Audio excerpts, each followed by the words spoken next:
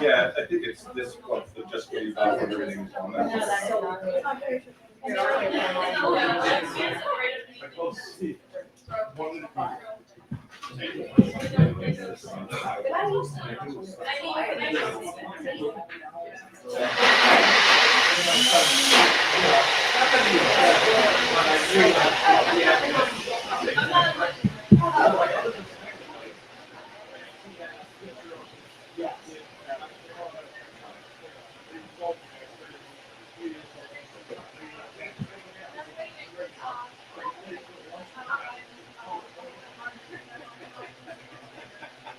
Yo, our Instagram stories are popping off. Huh? Our Instagram stories? Yeah? The one of DeAndre Swift has 450 views. And like mad votes on the poll. It's doing solid. That's as long as we gotta, yeah, I mean, the polls help the algo crazy, bro. Let me send this to Mike.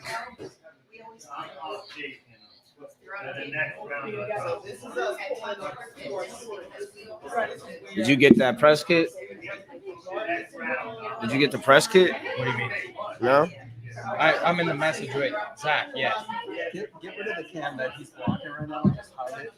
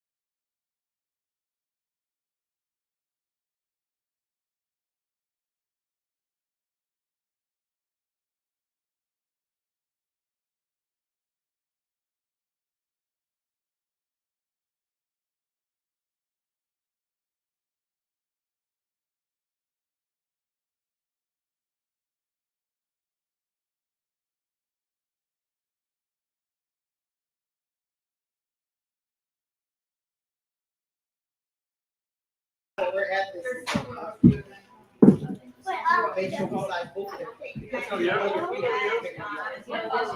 So here's Mamba.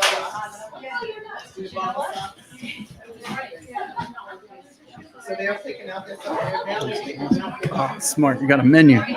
Yeah, you said you're going to get it, but I got it. Yeah, I appreciate you.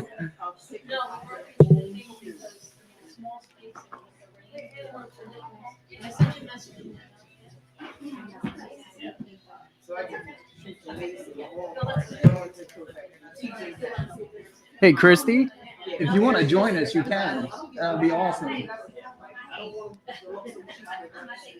Especially that you're the only one with the smoothie. It'll look good.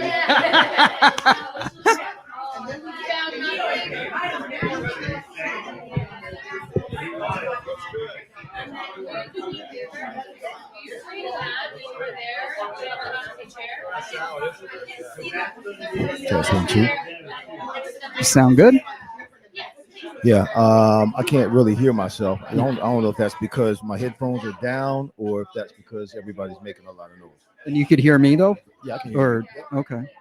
I probably should move over a little bit for Christian.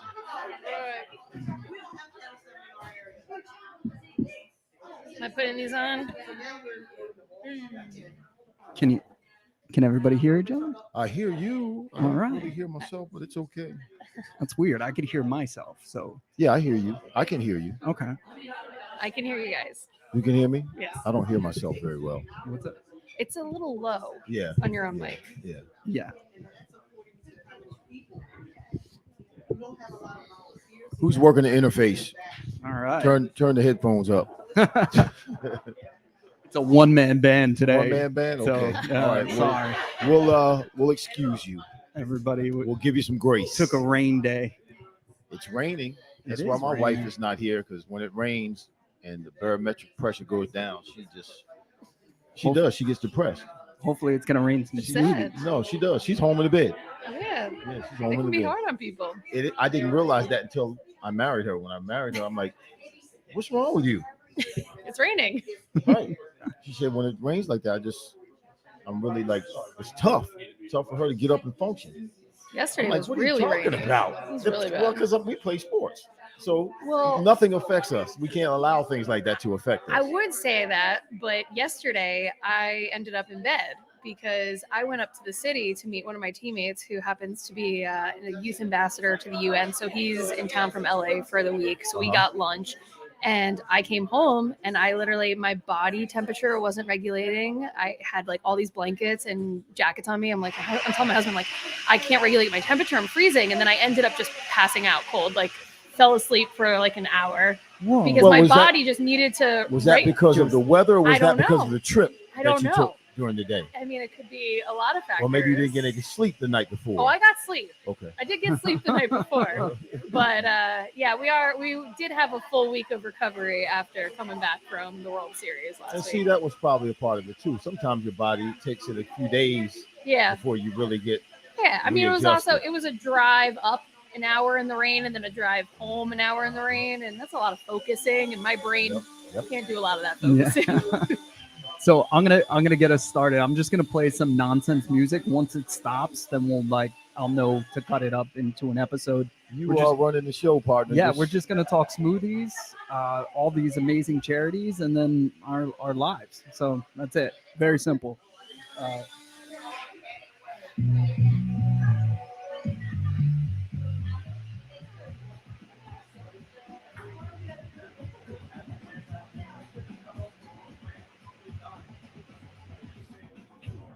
All right, so we are live in Toms River, New Jersey at Island Smoothie and Salads grand opening. Can I get a round of applause? So, owner Vincent Capriotti is an amazing guy, and that's why you see some amazing people at this panel right now. Not me, obviously, but But tell Vinny not to dance anymore. Yeah. Did you see him dancing yeah. earlier? So no, he's a great dancer. I'm not gonna talk bad about. I'm trying to get some smoothies in my belly. Like I'm not gonna. Literally, don't. What is that? Don't bite the hand that feeds you. Okay. Yeah. Vincent also owns the building, the establishment next door, Wings and Things, which are the best wings in New Jersey, probably the world. I'd put them up against anybody. Very delicious stuff. But also one thing before we get into this, and I think it will be a common theme for the entire day, is this man has a heart of gold. He doesn't have, he's not a millionaire, not even close, but he gives to his community every single chance he gets. And that's why everybody,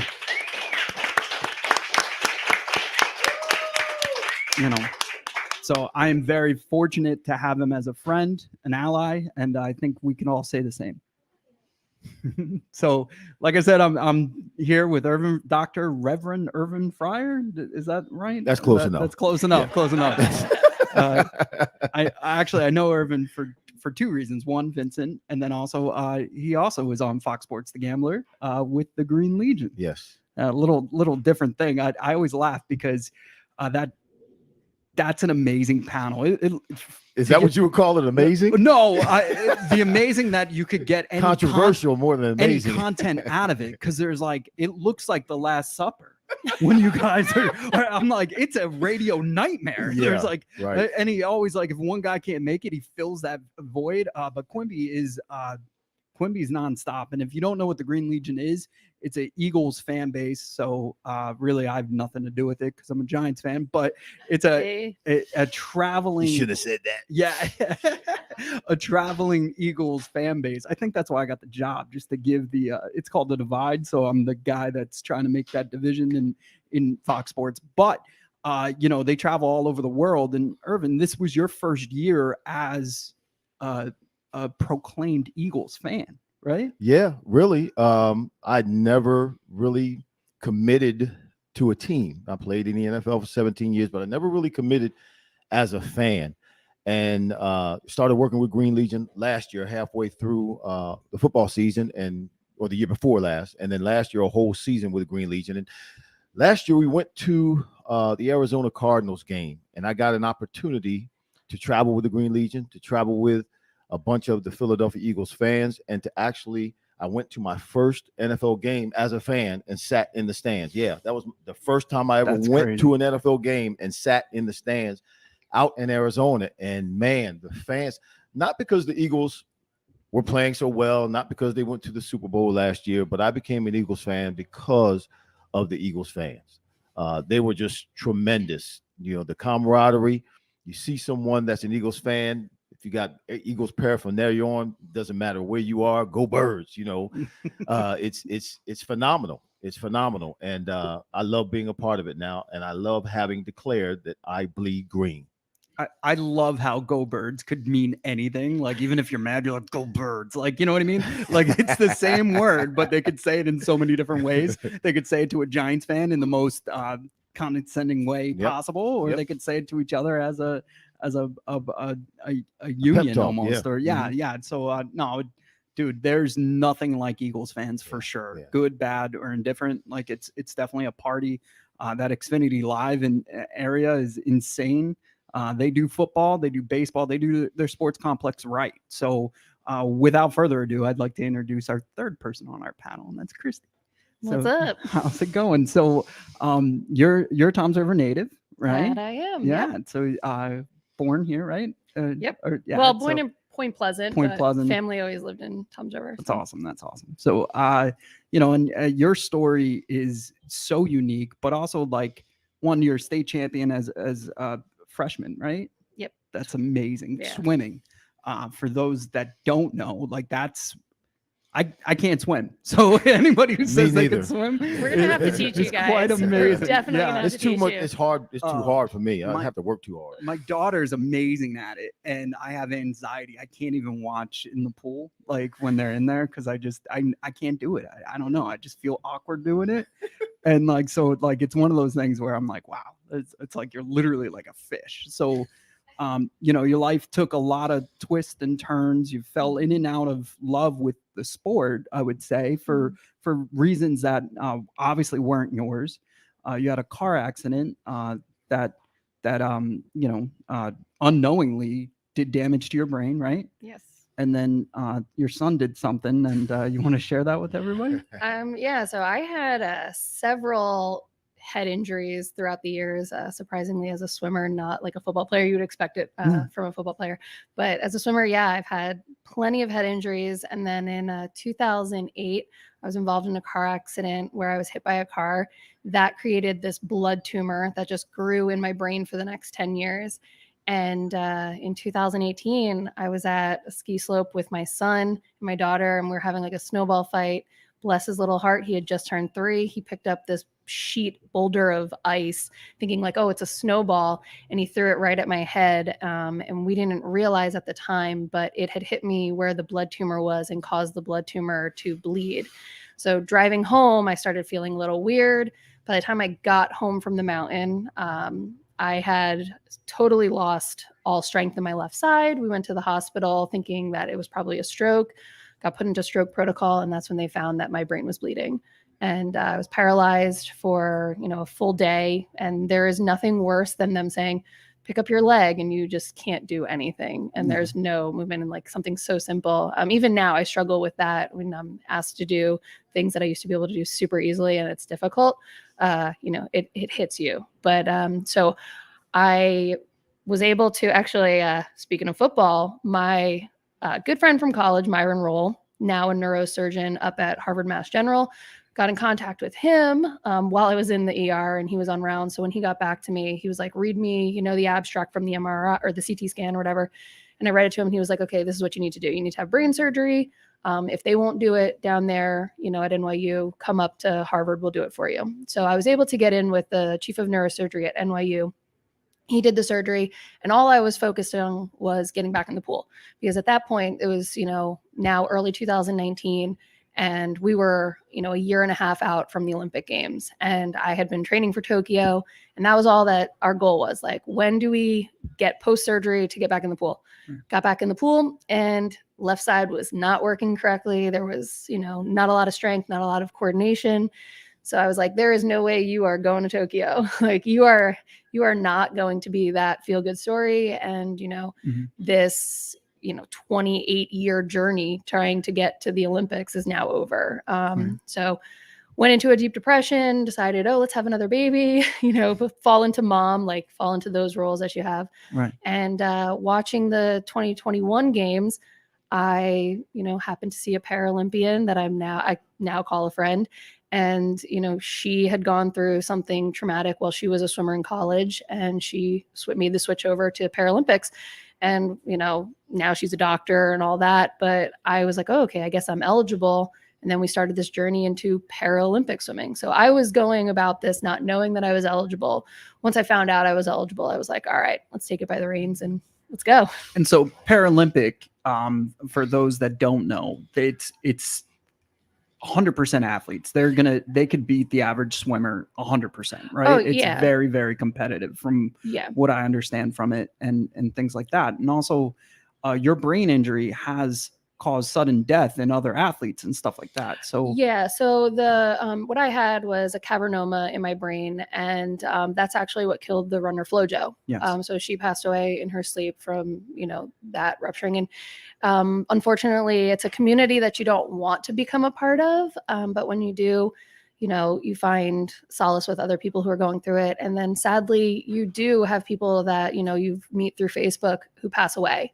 And you sit there and you're very fortunate that, I'm very fortunate that my son hit me in the head when he did. I was going to say that. Yeah, because it would have just continued to grow. And that's what my neurosurgeon said. He said, it's going to just continue to grow. It's going to continue to bleed throughout the time. You're going to continue to lose function.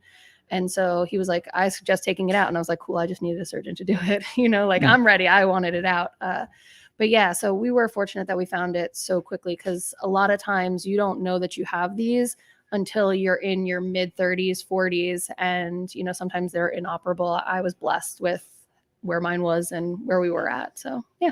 So I want to talk the man of the hour, and that's Vincent. How did you meet him, besides his charm and wit and ability to connect with people?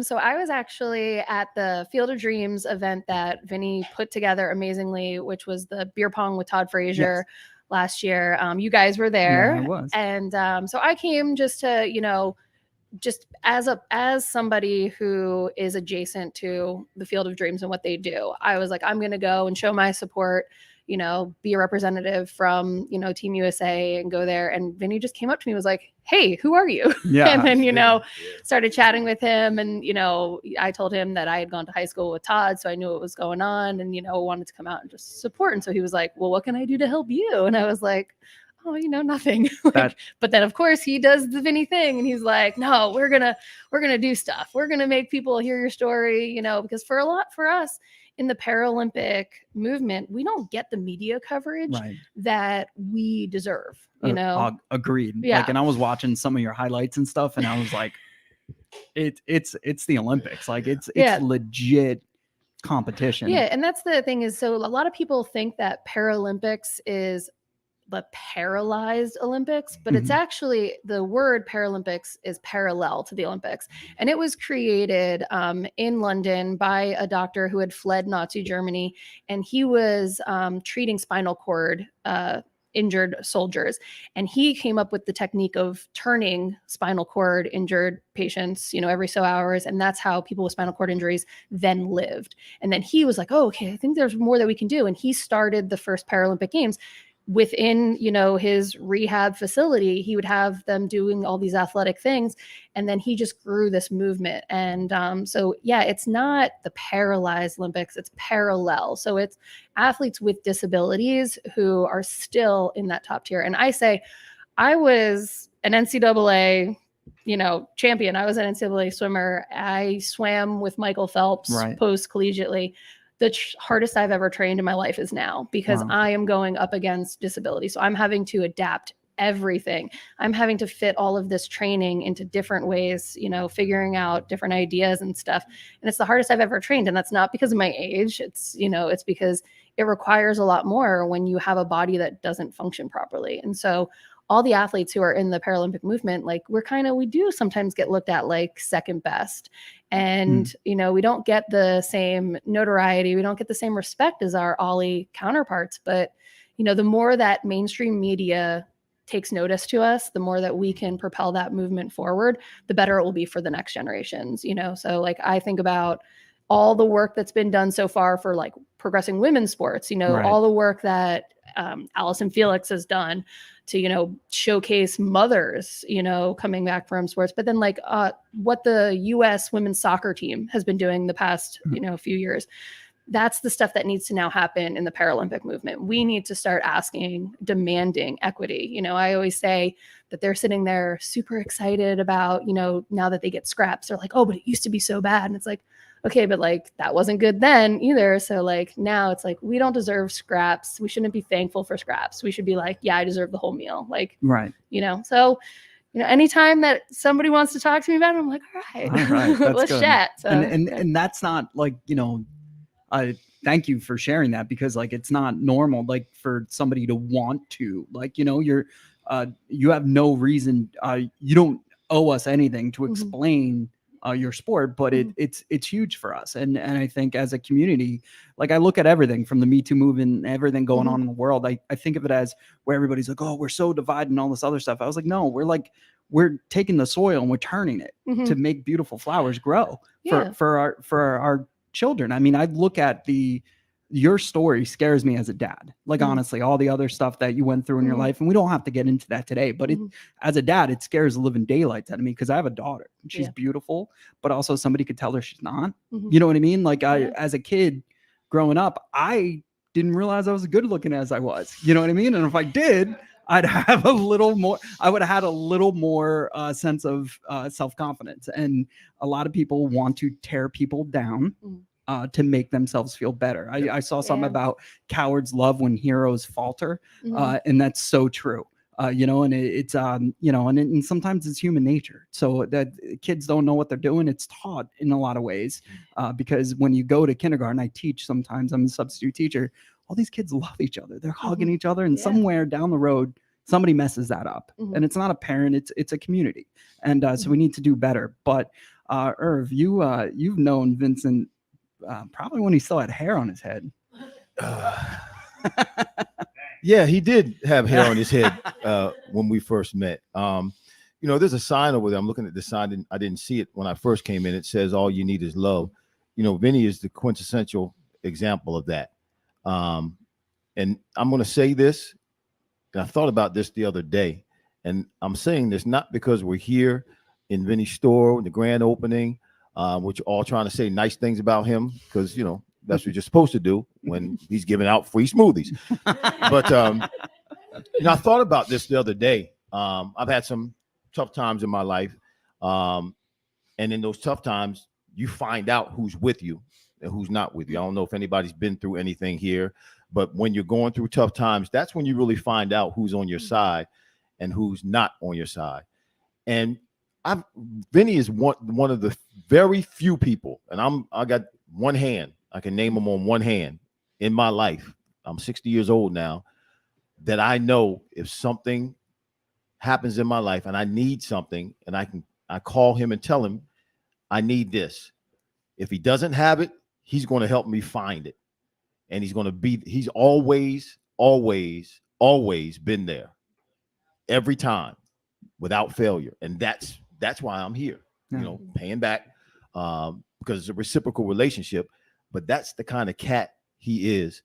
And it's rare. It's rare these days. You just got finished talking about how cynical the world is and how people love to tear one another down to build them or make themselves feel better. Vinny's not that kind of guy. He genuinely cares about people. Now, he does have opinions sometimes that are a little bit one-sided, but other than that, and we all have flaws. Not that that's a flaw, but as far as loving people and genuinely caring about people and giving of himself to help the betterment of people, that's who he is. No. That's who he is. And you know, I wish him all the best. Now, we did try to do a business together, and that was a mistake on our part because we're friends. Sometimes friends shouldn't get in business together. True. But that's when you find out also that you have a true friendship. When your friendship, the relationship is able to go through a rough time Right. and you come out on the other side and you're Oh, still yeah. friends. Oh yeah. Matter of fact, 100%. you're probably closer Mhm. and you're better off. So we found out we couldn't do business together, didn't we, Vinny? Yeah, we couldn't do business together. But we came out on the other side, and it was rough there for a minute. We didn't call each other, didn't talk to each other for a minute. That was okay. No. But we came out on the other side better than before. So I love that cat, and I wish him all the best. And he does good work. This is great stuff. The smoothies here, all natural smoothies. Come on, all the junk that's in the world these days that we're eating and we're putting in our bodies. We're a more health-oriented, more health-focused people, supposed to be in the United States now, but these are all natural smoothies. Now, I don't know if I can really, do a lot of smoothies because I'll end up in the bathroom. It's all natural stuff, but it tastes good and it's good for you. And you've got good fellowship, a great atmosphere, good people coming in here. And you're interacting with them. I got a chance to talk to some people while I was here before the show, before we got on the air, and it's just been great.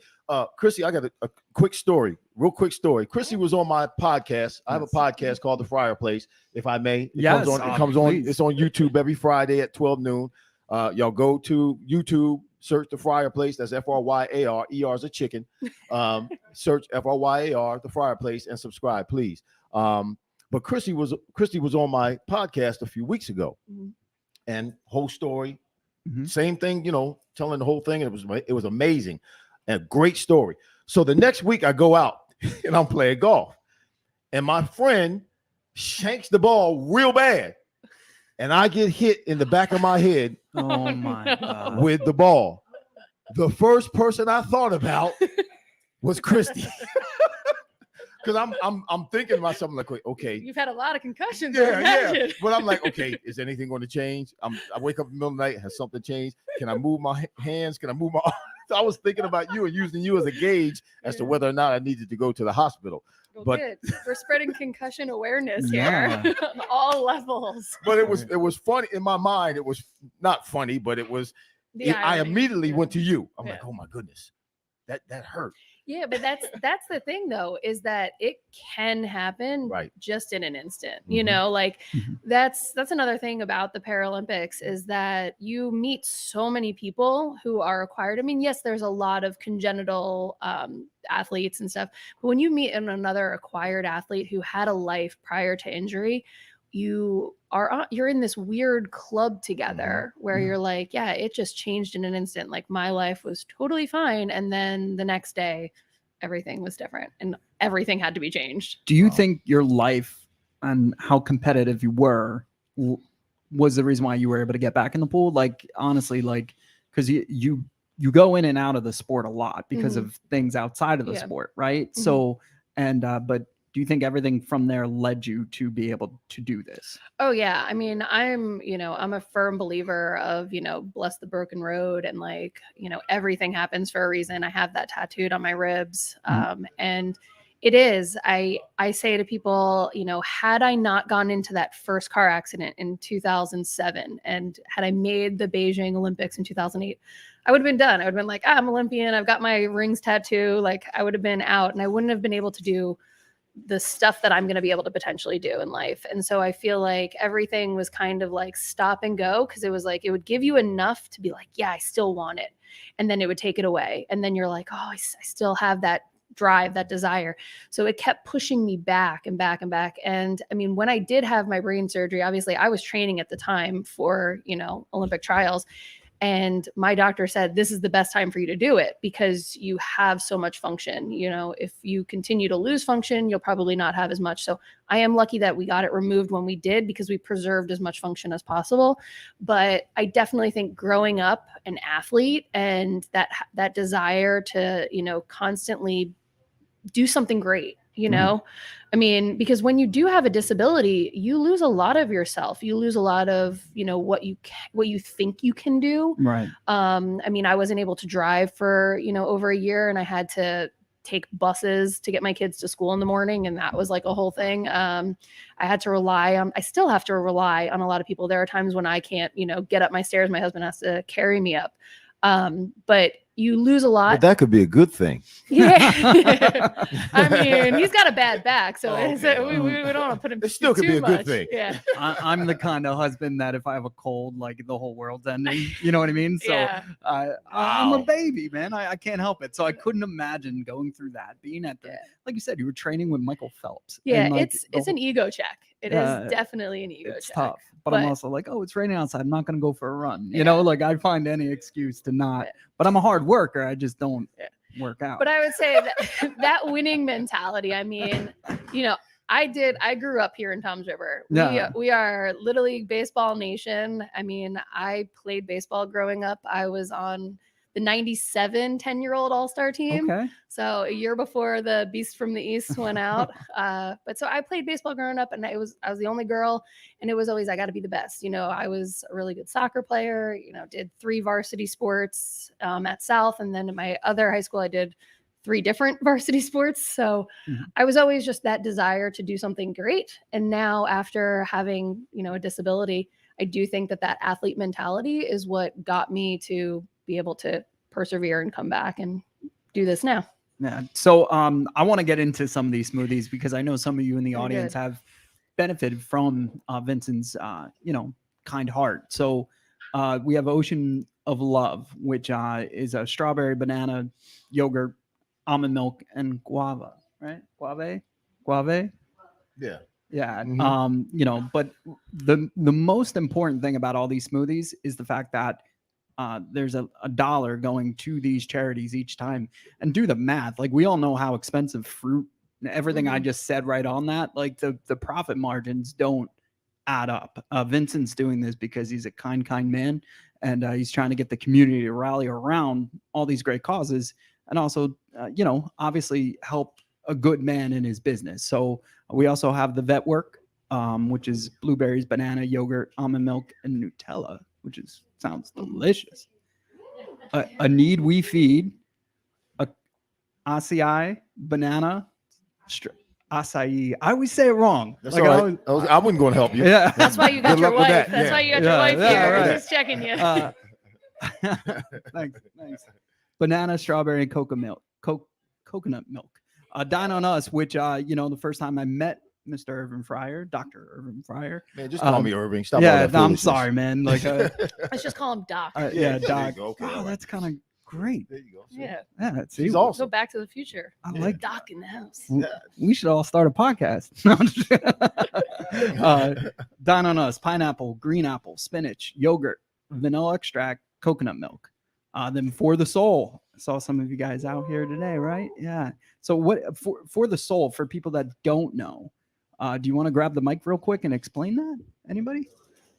You want to? Here. She's videoing. Oh yeah, wait. All right. Is there Yeah. I'll give you my mic. Here you go. We're all offering her our mics. Like, get away from me. Hello, everyone, and thank you for this opportunity. Shoes for Your Soul is a nonprofit children's shoe organization that provides free shoes and socks to children in need in Camden County and the surrounding areas. We properly size every child to ensure they're in the correct size shoe, and then they are given the opportunity to pick out any shoe that we have available in their size. It's awesome. That's good. I also want to say we've given over 50,000 pair of shoes. I'm sorry, 10,000 pair of shoes, 50,000 pair of socks. I'm sorry. And we have the support of Subaru, big companies, Macy's, Amera Group, Walmart. So, and hopefully and prayerfully, Dr. FRYAR will be on our board. I'm on the board. I'm waiting for y'all. Yay. You know, we met So several thank weeks you. ago, and they asked me to be on the board, and what they're doing is phenomenal. Actually, one of the goals is to have a store, The correct? first The first nonprofit children's nonprofit shoe yes, store. Yes, That's so amazing. we're going to make that happen for sure. Thank I'm you. in. Yes, thank you so Yeah. very much. Love it.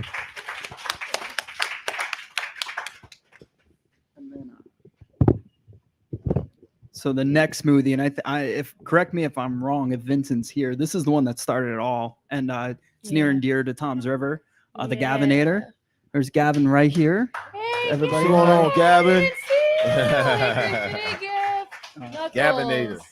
I gotta admit, like this one's delicious. Banana, peanut butter, strawberry, almond milk, and they're so easy to say. So I appreciate that one. But also, for those that don't know, and anybody joining the live stream, the Field of Dreams is something that is one of a kind. It's a beautiful establishment that Christian Kane made for his son and for people that have disabilities or can't play a sport or struggle to play that sport, can now go to this facility and play any sport imaginable, from mini golf, baseball. And it's just if you know somebody who doesn't have a heart, send them there. And you can't. It's something that will blow your mind, and it's so inspiring. And so obviously we try extremely hard as a community. Tom's River, I know Todd Frazier's involved a lot to raise money and keep that park going, the field going, because it's so important to every kid, and not just so thank you, Christian. Thank you, Gavin, for inspiring an entire state and nation. Yeah. And I want to say something on that. So it's huge for kids. I mean, I have a son who is neurodiverse, so the playground is awesome for him. But one of the things that was the hardest thing for me to accept after my injury was not being able to go on the playground with my kids anymore. Right. Not being able to just get around and run. That was what we did. We would go to the playground every day after the school when we lived in the city.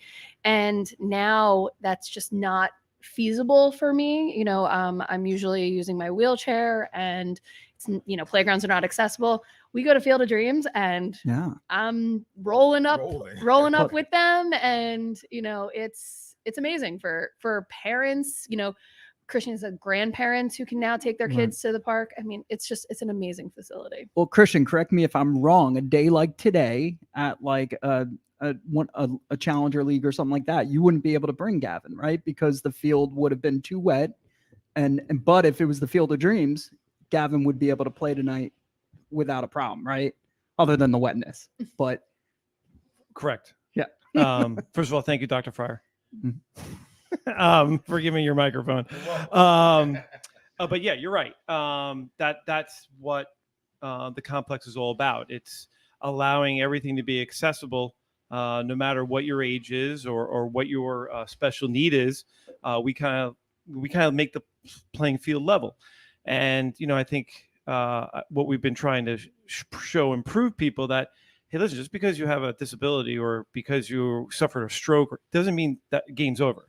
Right. It just means that we just have to change the game.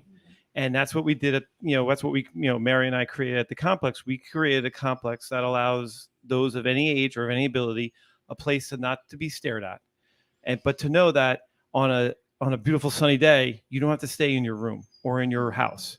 You now can go out and interact with other people, participate in games that you either used to do or never thought you could do, and surround yourself with really good people. And we've been very lucky. Listen, we believe it or not, this is our 1-year anniversary. We opened up last year this day, right? And we have over 1,700 registered families, special need families who are members. We have over 35 different school districts who utilize the complex. We have one registered family from every single county in the state. I mean, that's 21. That's 21 counties, and we have families from Long Island and New York and Connecticut and Pennsylvania that all come because there is nothing like this in the country, and it's hard to explain. Like you've been there. I mean, yes, you've been there. I mean, it's hard to explain what we are because there's nothing like it. And that once we can get the word out of what we are and get people to the complex, you'll know, like, wow, if a high school math teacher was able to raise $3.5 million in cash in 5 years while teaching, while taking care of his son, while taking care of his other 5 children, well, then I can build. Then I could probably, anyone else can build a complex like this, and it'll be easy now because I'll be able to show you, the ropes and how and what you have to do. So, but like a day like today, once again, we can't thank enough Vin for doing this, and obviously, once again, promoting the field and being a big supporter of what we've been doing. I know Gav and I appreciate it a lot, right, Gav? Do we appreciate it a lot? Thumbs up for Vin. You want a Gavinator. You're hungry for a Yeah. All right. Whenever we're done, we of can run one up. Gavinators. That'd be great. All right. Thank you. Thank you, Christian. So you could see a lot of strong-minded people. I mean, if I don't know what I would do in Christian's scenario, but talk about taking the most tragic, a car accident, and turning it into this most beautiful thing that will last, hopefully, a lifetime. So thank you, Christian, for being that beacon of hope. And, again, and I've had conversations with Christian about Vinny, and the fact that, he's just got a heart of gold and he's always trying to help other people. And it's about time people try to help him. And it was one of the things that we talked about around Christmas time. And, it's so true. But if we could all be a little bit more like Vinny, I think the world would be a little bit better. Minus some of his views, right? Just kidding. Everybody has an opinion. Yeah. Most are wrong. No, but in all seriousness, let's fire off some smoothies, take a quick break, and we'll be back. Listen, if you're following us on the stream or you're watching this later in podcast form, please check out Island Smoothies and Salads if you're ever by the Jersey Shore. I mean, it's right before the bridge when you get into Seaside. Also, Wings and Things, the best wings, period. And this man works hard, and for every meal, I'm telling you, he's giving one away too. Like, so it's absolutely crazy. His charitable works in Toms River, and it can't go unnoted. My name is Mike Powers from The Divide, Fox Sports The Gambler. I got Doc right here next to me from FRYAR Place, and I have Chrissy, who is a world record holder, right? You're like a world 50. Was it 50-meter backstroke? Yes, look at you. I'm old, but my mind is not that going yet. No, I was gonna say. Speaking of like concussions, did you ever? I had a bunch of concussions. Yeah. I actually have 12 documented concussions. Now that's not counting the other ones. That's not counting the other ones where you get dinged. In in 60 years, are you going to give your brain up to like? You know what? I actually am. All right. Yeah, because they need. I mean, the CTE. I guess that's Yeah. where you're pointing at. CTE. Right. It affects everybody differently, and according to studies, according to medicine, I guess all of us have some degree of CTE, but it affects all of us differently. Yeah. So the ones obviously who are in bad shape, we kind of know about that a little bit. But Right. why am I not walking Why around? are you? Yeah, you look great, man. Like that way. So having had all those concussions, right? So yeah, I'll be able to help by donating my brain. Because we don't need our body once we're dead. Right. Like, what do we need it for? I'm being cremated anyway. You give me my brain and cremate me. Yeah, I'm saving my family the money. Just donate it to science. Do some experiments on me. Teach people something. I don't care. I don't need the body anymore. All right. Well, this body needs some smoothies, so we're gonna take. We're getting kind of getting morbid, aren't we? A little morbid. Oh man. Sorry, I had to ask. You got the opportunity. Okay. No, so we're going to take a quick break, fire off some smoothies, and have some fun. We're going to keep the stream going. You can watch us in the background if you want. If not, I'll send out a tweet when we're live again. All right.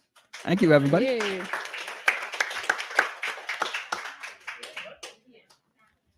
Good stuff. Fun things. Just the what? Oh, welcome. So my maiden name is Raleigh. Thank you. So Christy Raleigh, and then now professionally I go by Christy Raleigh CROSSLEY. It's crisscross. Crisscross. No.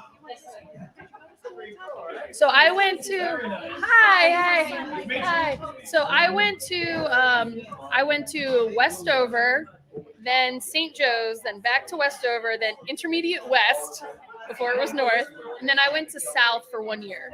But then I went to a prep school in Florida. Yeah, so I moved after my freshman year of high school to go swim down there.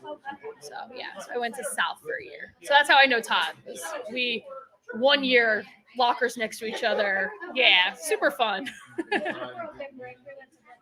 Oh, okay. Fun. Where in Brick? I lived in Brick for a brief time. Right on the back. So we swam. Oh, okay. Where'd you guys swim at? Matita-Con? Oh, okay. Gotcha. Yeah. Gotcha. Oh, fun. Yeah, no, I was.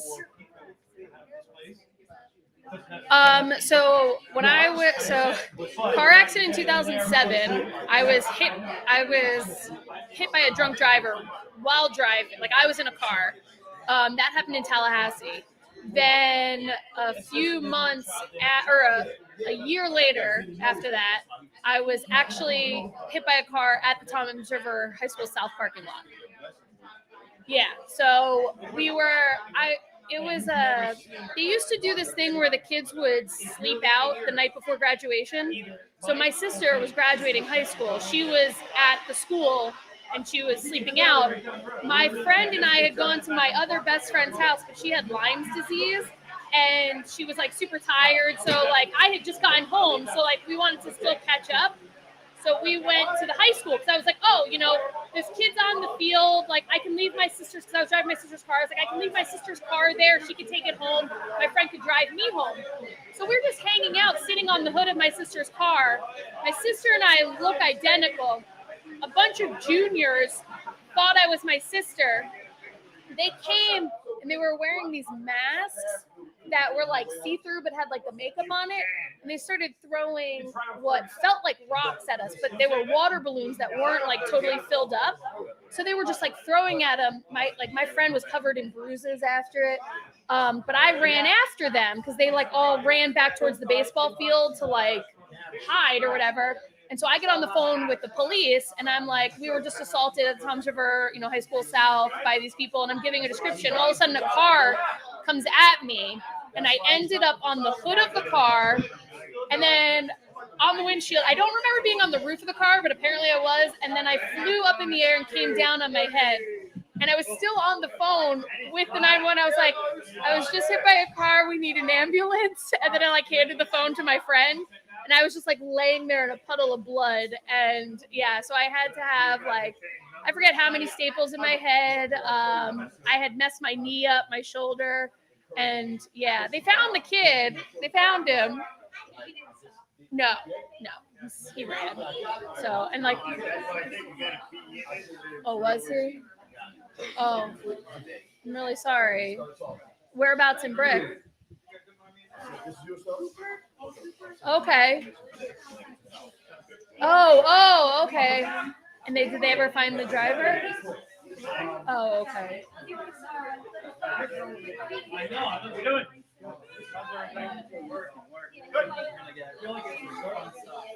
Oh. Yeah. So I mean, obviously I was fortunate. We weren't going that, he wasn't going that fast when it happened. But yeah, so from that accident, that's when the blood tumor, we assume, started to grow because yeah, so they can be from, you can have a congenital, like there's two versions of it, and it can be just from birth that you have it and it grows. Usually you have multiple in your brain if you have that form of CCM, But mine, it was just, it's from trauma. It's from impact. You say hello to everybody? Hey guys. Hi, everybody. Hi, everybody. How are we doing? Nice to meet you. Was Easter good? Good night. Was Easter good? You were super excited last time I Say saw Say you. no doubt. No doubt. Say no doubt. And Are then you- she's having, what are you drinking? Oh, I made my own. There. Sorry. Yeah, it's funny, right? I like to make my own things.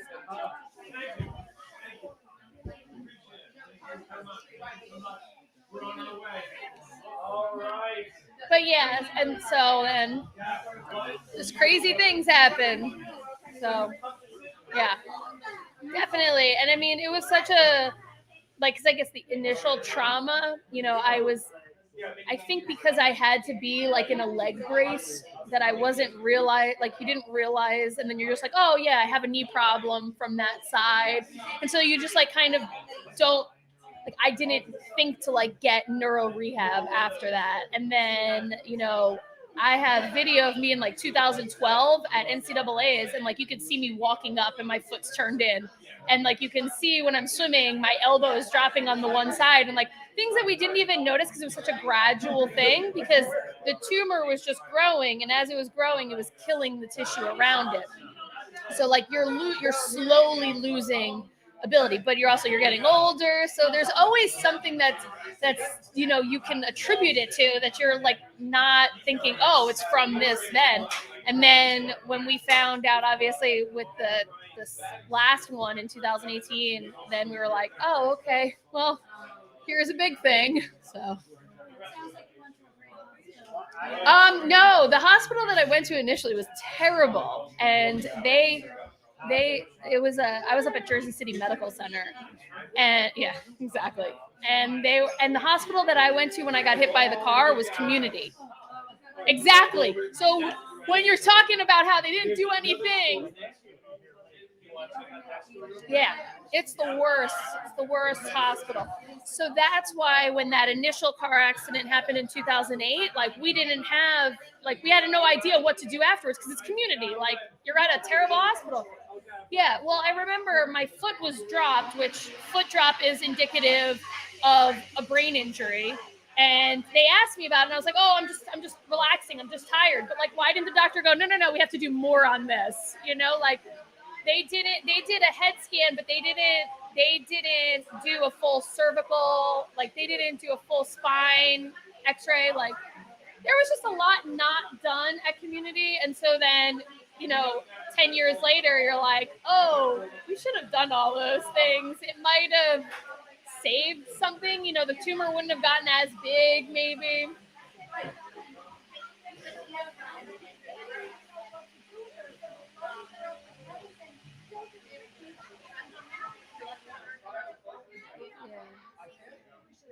Well, yeah. My mother-in-law passed away last summer, and it was similar, where like they took her to Community, and they should have never taken her to Community, and like they didn't do an autopsy. Like, it was a whole thing. But my father-in-law, bless his heart, like he didn't know any better, because they had always gone to Community for their heart attacks. We're like, you guys can't go to Community anymore.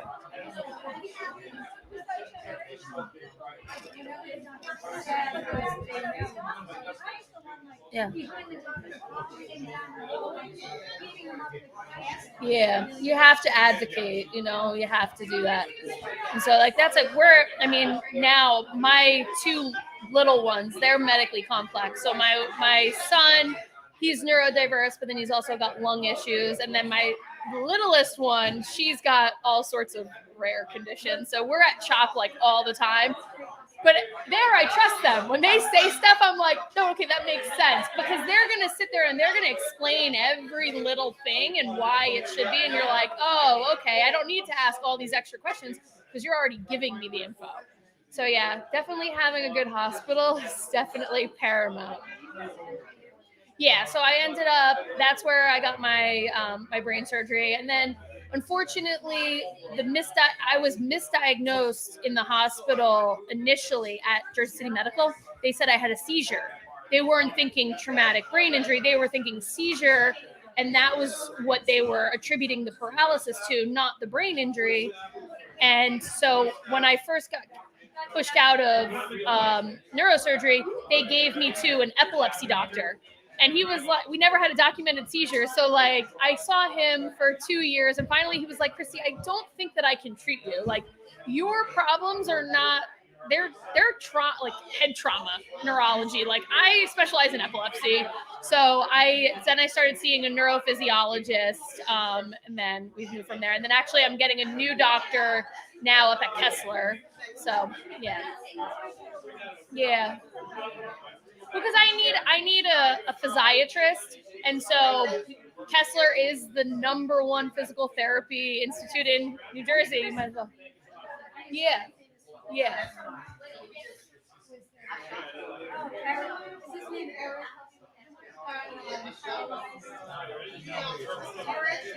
Oh yeah. No, I know who you're talking about. I don't remember his last name. Gardner, maybe? Something like that. But yeah, so that's where I'm getting my wheelchair from. Like we have been working since last July to get my new wheelchair. Yeah, so like the wheelchair that I use right now is not perfectly fitted for me. It fits me, but it's not specifically for me. So we've been working since last July, and it's just been like one thing after another, and then it just so happens that everything got fully done and approved right before Christmas, and then like everybody just goes on break. So then like insurance took forever. So like we're hoping within the next 2 weeks to get it.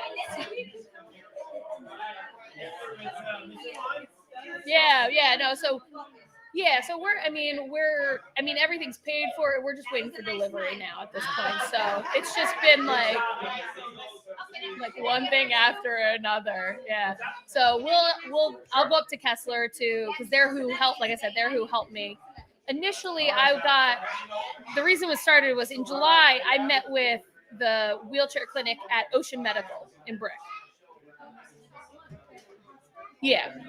So that's where I had been receiving. That's where my physiatrist was. I received neuro rehab there. They don't have they're not as specialized as Kessler. Like they're seeing a lot of the same patients. They're seeing a lot of 60, 70-year-old stroke victims. Yeah, so for me to be there, they're kind of like, we don't know what to do with you. Like you're super high functioning, but like the one side's not functioning. So like they didn't know what to do with me. So that's why I go into Kessler. But when we ordered the wheelchair in July, they didn't give me a choice.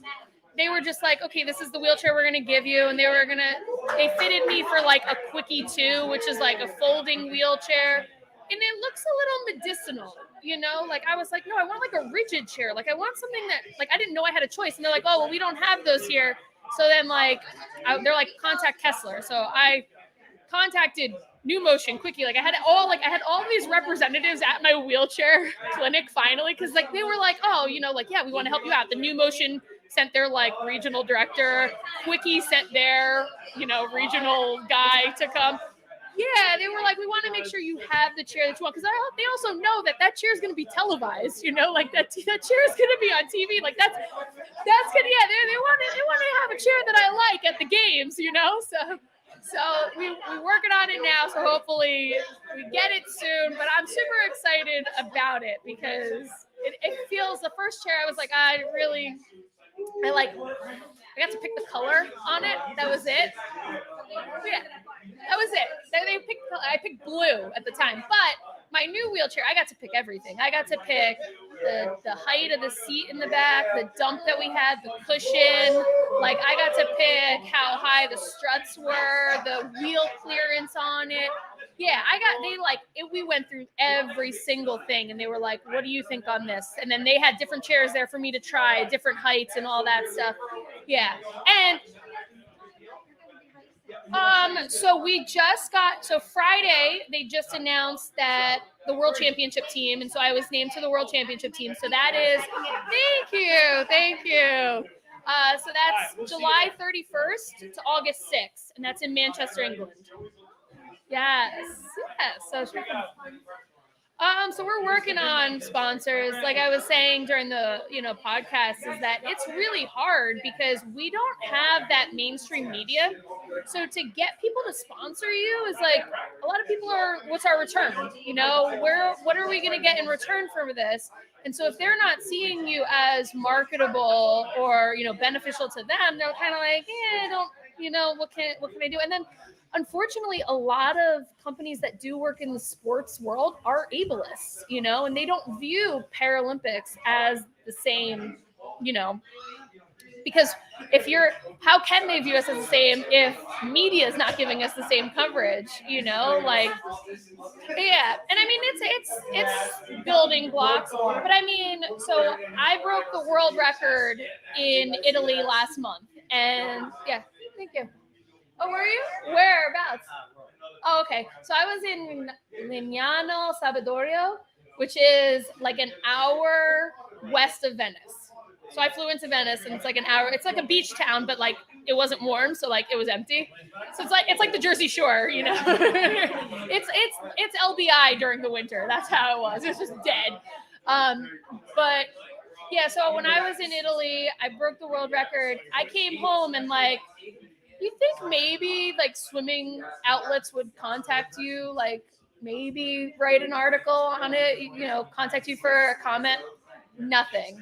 But Sports Illustrated contacted and was like, hey, like we want to do an article on you. And I was like, thank you. Like, because you expect that kind of exposure from a swim magazine. Like, exactly. But to like, yeah, for them to just like, that's how little respect we're getting within our sport. So then, I'm talking to the guys at Sports Illustrated, and I'm just like, thank you for like giving us this exposure, because this is what our sport needs. This is what the movement needs. Because I didn't know that I was eligible for para. Like, I went through those years of depression because I thought swimming was done, not knowing that I'm eligible. And so I'm just sitting at home like, oh, swimming's done. You never made the Olympics. It is what it is. And then like, now what are you going to do with your life? Your job that you had as a personal trainer, that's a little too difficult for you to do now. Like, what are you going to do? And so more people need to know that they're eligible for parasports, because when you have an amputation, when you're born with a limb difference, when you're short stature, those kind of things that's what when you think Paralympics, that's kind of what you think. People in wheelchairs, amputations, and all that. You don't think about people who are ambulatory, who can walk, who you might see standing there and think there's nothing wrong with them. Like, what is wrong with them? Okay. Thanks. Nice. Nice. And so we on our national team, she's not a vet. She's actually active duty.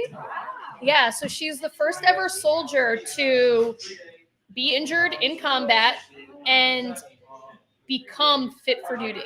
She created the pathway to be an injured soldier who would normally be forced to retire on a medical discharge. She came up with the way to make that pathway back in, and her way of doing it was swimming.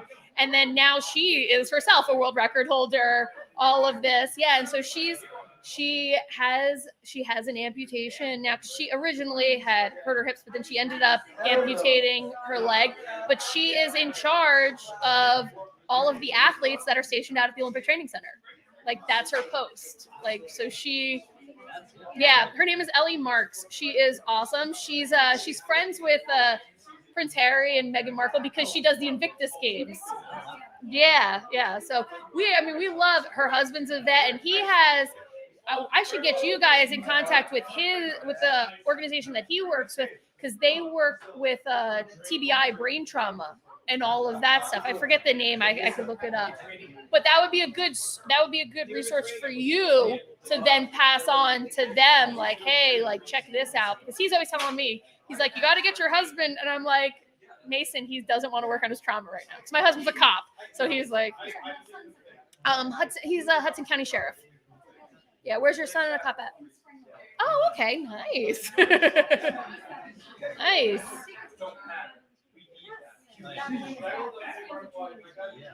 Love Field of Dreams.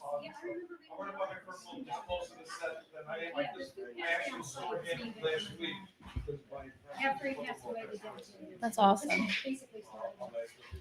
Excuse me, can we? Oh, sure. Oh, you got it. With the gaves, sure. Hold on. Yes. This made me cry. Oh.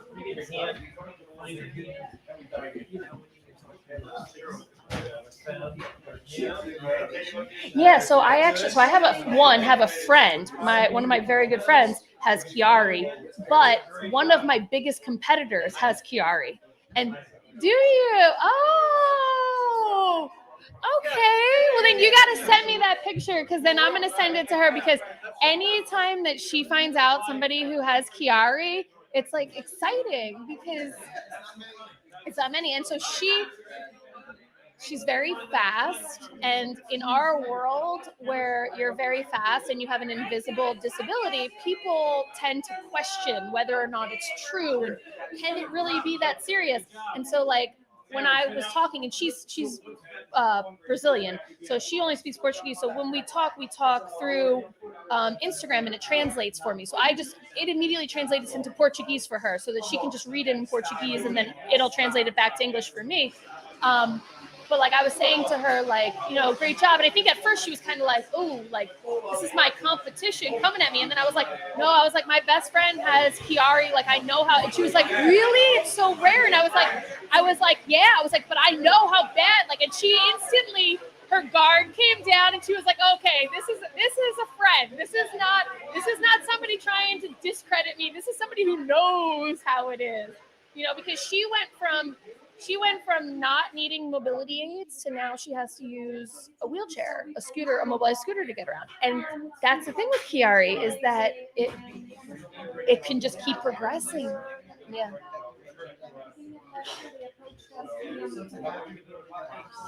Yeah. Yeah.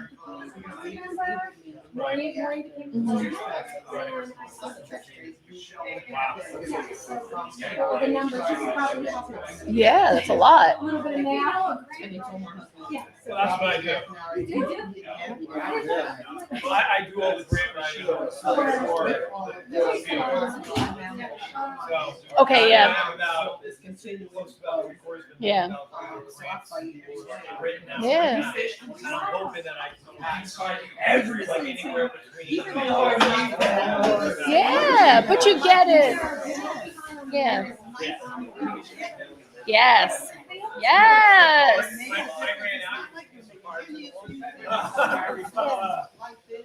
And I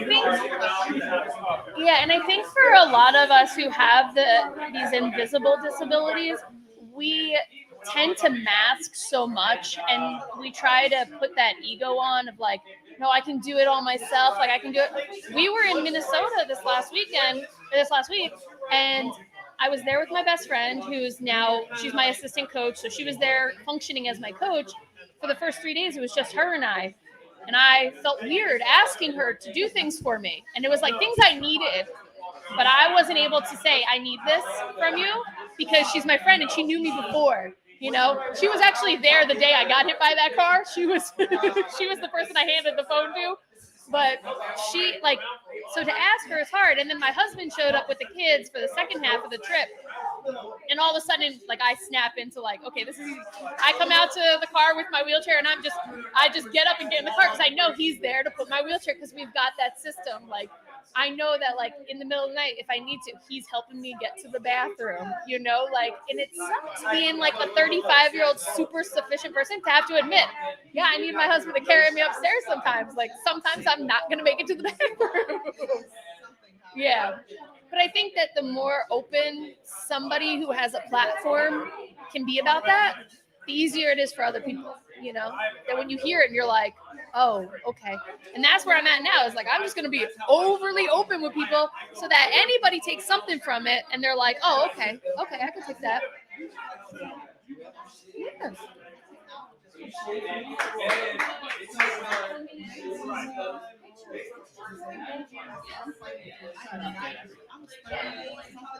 Yeah.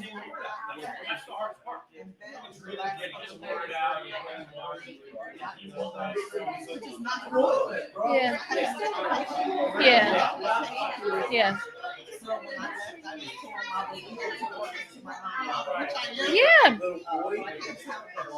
Yeah. You couldn't have that moment of like humility to say like this is why. But you know what though? Your nonprofit afforded you that ability to not have to be vulnerable in that moment. To it gave you that reason of okay, well I can just pivot here. Yeah, but sometimes that's good. Sometimes it's good to have that, and that's what the universe gives us, right? It puts the things that we need in that moment because it gives you that out. It gives you that ability to say, for me, being in the para world, I mean, I used to use. Right. Oh, thank you, Christy. Nice to meet you. Yes, for sure. Have a good one. But I mean, right after my surgery, I was using a cane to walk, but I have kids, so I was lucky that I could just push a stroller and pretend like it's a rollator, like you're walking around like it's a rollator, but it's a stroller. And I'm thankful that that I got into para swimming because I didn't realize how much I wasn't living. Because I would be like, oh no, I'm too tired to do this. Oh, I can't do that. But in all reality, it was because I didn't want to face that I couldn't do it the way that I used to. I didn't take my kids to Six Flags because it's too hard for me to walk the park. But when I got into para and I had a friend tell me like, they want to put you in a wheelchair, take that wheelchair. And I'm like, no, I don't think I need it. And she's like, no. Like if it's going to make your life better. And you know what? Yeah. Exactly. And then you've also got that part of you going, do I really need this wheelchair? I could do it without it. But then I'm going to spend the next 3 days in bed and my kids are going to suffer for it. I might not be as happy in it. But now it's like, we'll go to Six Flags for the full day. I'm in the wheelchair and I'm just like, yeah, we fine. And my littlest, she's only 2. She says, so she doesn't like being in a stroller. So she says, I sit. That's her cue. I sit means she wants to sit on my lap as I'm in the wheelchair. So she's always like, I sit. And that means she wants to get in the wheelchair with me. And that's the thing. That's fun now is that like, I might not be able to carry my daughter around, but we're wheeling all over the place. We're going downhill. And she's like, so you find that the universe gave me this opportunity to do para swimming and it made me face my mobility issues. And it made me a better mom because now I am willing to be vulnerable. I don't care that people see me in a wheelchair. I don't care that people see me walking with canes,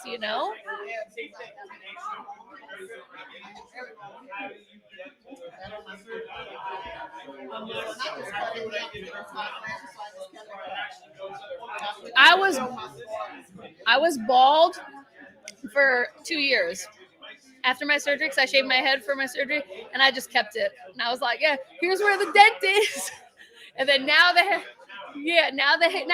all grown out. And I think it's just because I've always had that dream of like standing on the podium at the games and they put the medal on and you like take your hair out from behind the medal. Like, I feel like that was like in my head when I'm like, but then after that for the LA games, I'm probably going to be bald. Like, I'm just going to shave my head after that. Just be the bald. Oh my God. But yeah, like you don't want to show the scar because like you don't want people to ever ask a question. And the thing is, most people aren't asking, but that's our own self feeling super self-conscious about it. Like, are they noticing this? Are they noticing that? Am I masking well enough? Hi. Yeah, and you get fearful of it. But I'm glad that you have this nonprofit. That's so exciting. I'm like sitting here just picturing kids walking into a storefront and being able to just pick out whatever shoe they want and walk out, and there's no shame, there's no nothing. They're just like, I'm in here. Yeah. Yeah.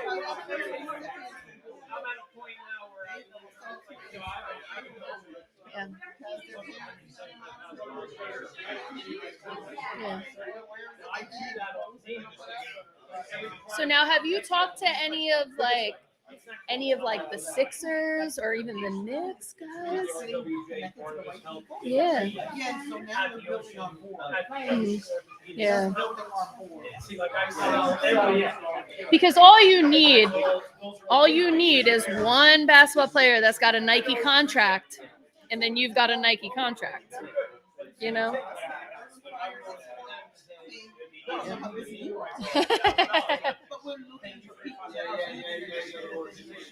Oh yeah. And we're already all together, and we're gonna be doing Zoom.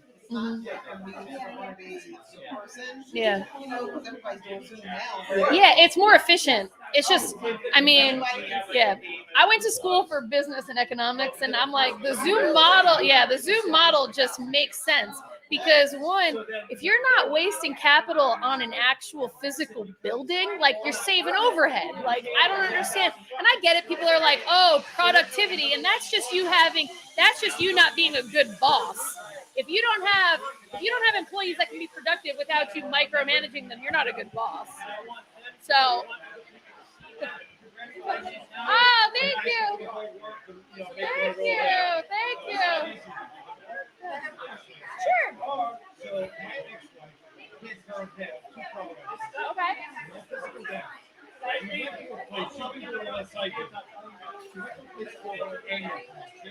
The what? No. They did a physiology part of the brain. Okay. They did on a 3-day event that hooked you up with all these devices. They knew it was on PBS. He's a psychiatrist. And they did it on me. So I got to be on a diet. I got to exercise. Her front lobe was bent. Oh. And it was like a pulp, never putting it back together again. Wow. And residents on it, and her intelligence level climbed up another notch, right? Which can happen. Wow. On hatred against her. Ah. So, yeah, you love the lady, you know, and so you see everything you work on.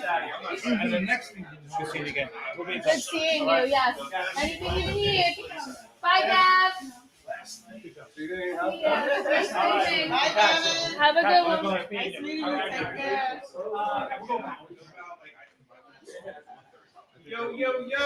you know, I just thought maybe you saw it. Yeah, no, I haven't. This year we have a lot of testing that we need to do with cognitive function, but I'm going up at Kessler. And so they've got a bunch of research studies that they're doing right now. And I'm like, yeah, sign me up. Sure. Yeah, sure. Why not? Let's do a bunch of MRIs. Let's figure out what's going on in that brain. Oh, do you? Good luck. Yeah.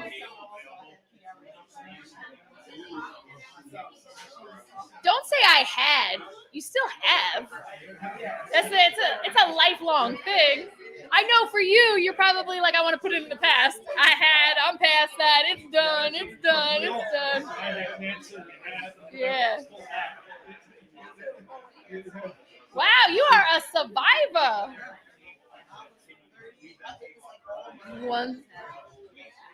See, you look at it, see, he's still watching here. I look at it the other way. The guy that, they don't want me. The guy that's trying to pull me down.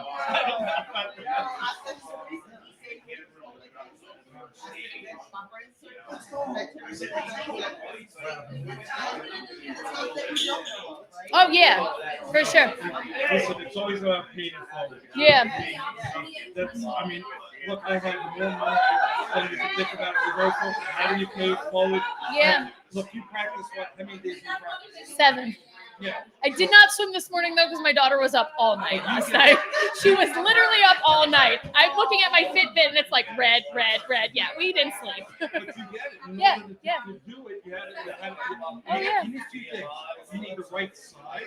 In sports, you can't teach size. You can't teach speed. Yeah. Well, no, I mean that's not necessarily the size thing. I mean, well, no, but I mean even professional basketball. Look at Muggsy. There are exceptions. There are always exceptions, and that comes down to how do you adapt your abilities for the sport. For me, I'm a swimmer. I'm 5'4". That's short. Oh, yeah. They're 6 foot. They're 6 foot. And my coach said to me in high school, he said, hey, Christy, you're short. You're done growing. We need to find something for you. And I became the fastest underwater swimmer in the country. because I can beat everybody underwater. It's the fastest you can go. So let's be the fastest. So let me say it this way, which goes a little bit to what you're saying. If you're big and fast, you gotta be good. If you're not, you gotta be great. Yeah. So that's the other way to look at it. Yeah, so you gotta put in more of that effort. You gotta figure out what your specialty is and play to it. I mean, I also played basketball growing up. I was a point guard because like I'm short, but I'm able to see where everything's going. I was fast, so I could get things to go. Baseball, I mean, I was the fastest kid. That's why I made the All-Star team. I was the fastest kid. I had an older brother, but he wasn't very sporty. Yeah, my dad wanted all boys. He wanted 5 boys so he could have a basketball team. That's what he would tell people. He got a boy, and then the next one came out a girl, me, and then my sister. And my sister and I were both the collegiate athletes, and my brother was not. So like, it taught my dad a lesson. Like, it's not the boys that are going to be the sports ones. But I mean, my dad put me in all boys sports. Like, I grew up playing baseball. Tom's River didn't have a girls basketball league back then, so I played with the boys, and nobody wanted to lose to the team with the girl, but they did. But it was always that, and then I got to middle school and they were like, you can't play baseball anymore. You have to play softball. And I'm like, that's a different game. Like, that's a different game. It's a different ball. It's a different bat. It's a different pitch, but it's a different glove. It's also a different field. Like, we're talking, it's a whole different sport. And you guys are telling me that because I'm a girl, I can't play. But at that time, like, I was already such a good swimmer that, like, we weren't going to fight the Title IX battle of letting me play baseball. But when my daughter, it was time for her to play baseball, Little League, they were trying to say, no, we want her to play softball because the town, Jersey City, their softball team was, like, #1 in the state. And they're like, we want her to play softball. I go, no, I want her to play baseball. They're like, why? We have good softball. I said, I want her to play baseball. I said, because she's going to grow up in a man's world. And I said, and so much of what I learned is in that batter's box. I said, and I want her to learn those lessons. I want her to learn what it's like to succeed in a completely male-dominated world. Because that's what you got to grow up in. And they were like, okay, we'll let her, but you got to be the coach. And I was like, I'll coach. I don't care. Like, I'll coach. I don't mind coaching. I was like, they're like, no, we need people like you. And then once he found out who my dad was, and he was like, oh, it all makes sense. He was like, it all makes sense now. Because my dad is very much he's a battalion chief for the fire department up in Jersey City. He's been on the job 42 years. He's just one of those straightforward guys. Like, no, he's a no nonsense. Everybody's like, oh man, people come to me, they'll be like, I tell people, oh, your dad's a great guy. He's like, but when I say it to you, I mean it. Like, no, your dad is a great dude. Like, people are like, oh, I love your dad. I love your dad. Oh, okay.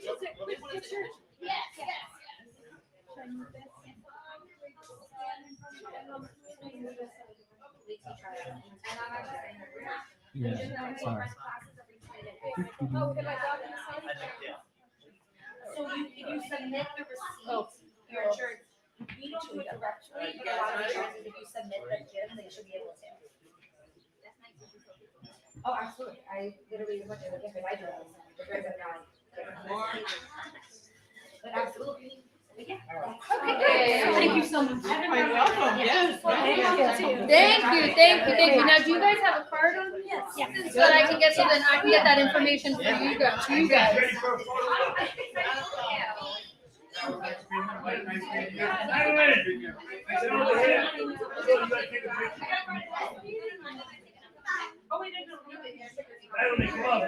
Awesome. Perfect.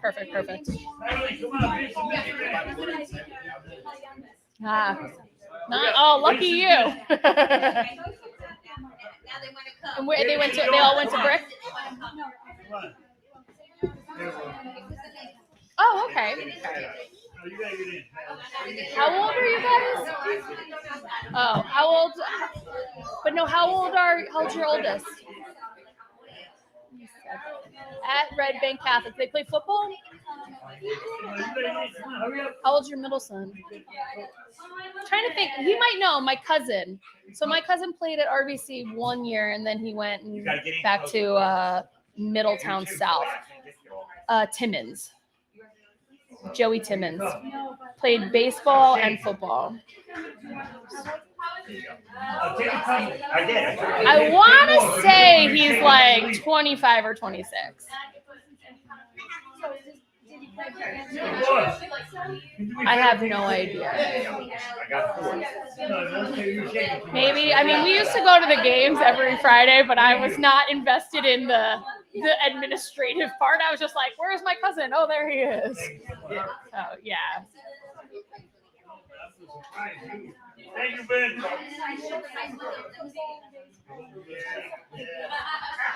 Fun.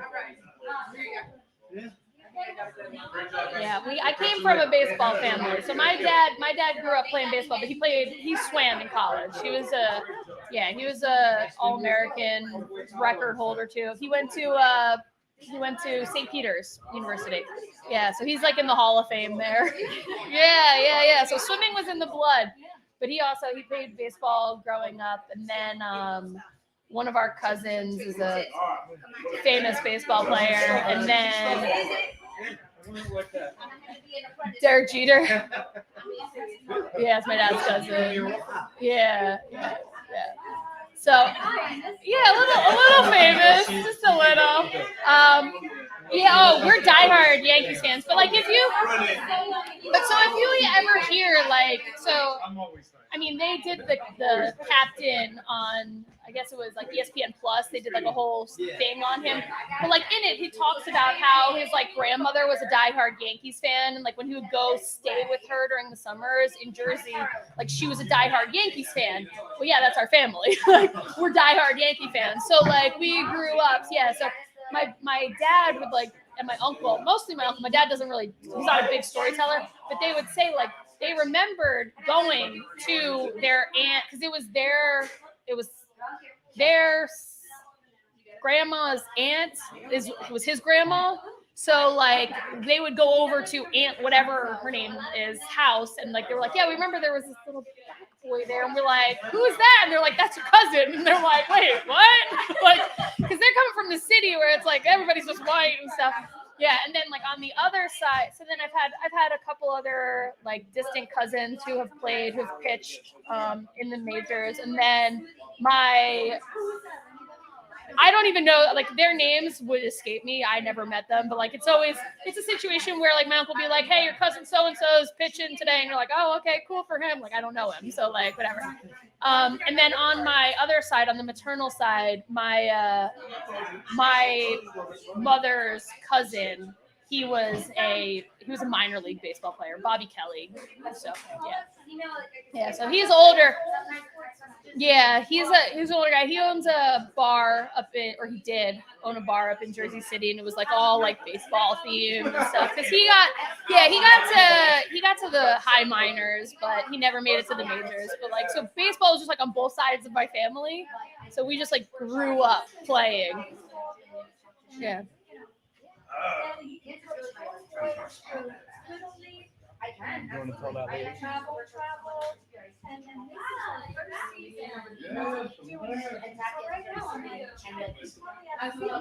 Yeah, just trying to figure it out. Yeah, my daughter, when we moved down here, she was like, because after COVID, she was like, Mom, can I play baseball? And I was like, hon, I'm gonna have to have a hard conversation with you right now. Like, this is Tom's River. Like, we're not gonna do baseball here. And she was like, okay, that's fine. And I was like, cool, like, good. You're cool with that. Now my son, he's talking about he wants to play baseball, and I'm like, yeah, they did. So in Jersey City, we had the oh my gosh, like his name is escaping me right now. Super famous Hispanic baseball player killed in a plane crash. Clemente. Oh yeah. Roberto Clemente. So we had the Roberto Clemente League, and then we also Crosstown had the Jackie Robinson League. So we played the Roberto Clemente League, which was a very small league, and it's great for what we wanted to do with the kids, introduce them to the game. But then COVID kind of screwed things up, and then my son didn't get to play, and then so now I'm like, we're a little behind the 8 ball here, and like these parents are intense, and I really don't want to be a part of that. Yeah. Well, that's my dad was always our coach for both baseball and basketball because one, you got the girl on the team, like you kind of want to advocate for your daughter. But what my dad did in baseball, which is what I did when I coached Little League, was I made that roster list, and my dad literally he had his book. He had every single person. You played every single position, every single the same amount. You played first base the same amount as everyone. And if you were next up to hit and the game ended, you're first at bat now. So the batting rotation just continued to run through the whole season. Every single kid got the same licks. And so nobody could come to my dad and say, oh, you're giving your kid special treatment. He's like, my daughter's sitting on the bench just as much as your kid. And when they would be like, yeah. All right, let's hop on. Well, then the other thing is that he would say, oh, the kid parents would be like, we would have such a better team. And he was like, I'm not teaching them that. I'm teaching them the game. They're 11. Feeling good, right? We're vibing right now. So we win. We really should be more than a 5-point game. We're dominating these boys. I want to see what I could get at half, point wise.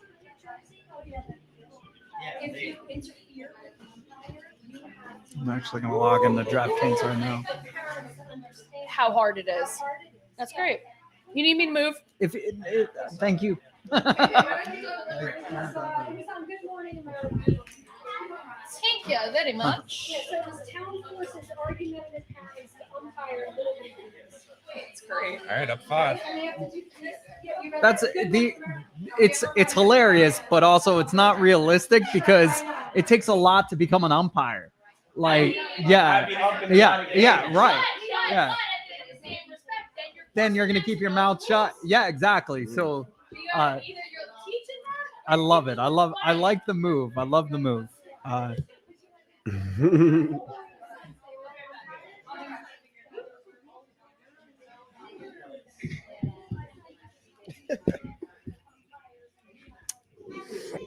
What's the score I have?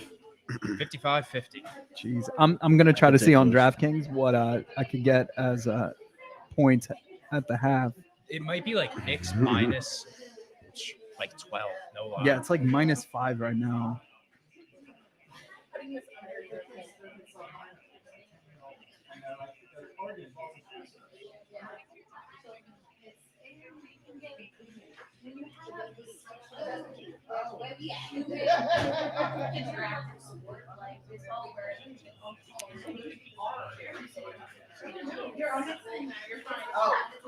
Oh, okay. All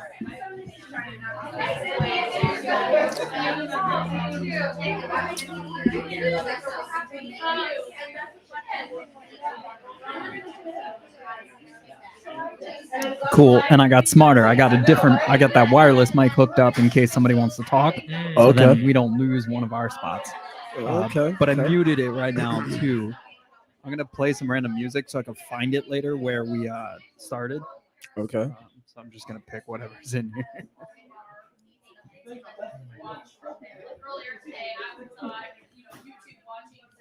Let me get a menu. Oh, smart move. Smooth move. Yeah. Nice. Hashtag ad.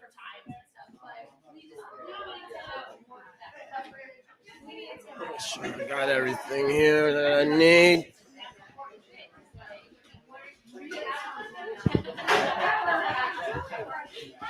Welcome to the Divide with Mike and Corey, two diehard baseball fans who don't agree on anything.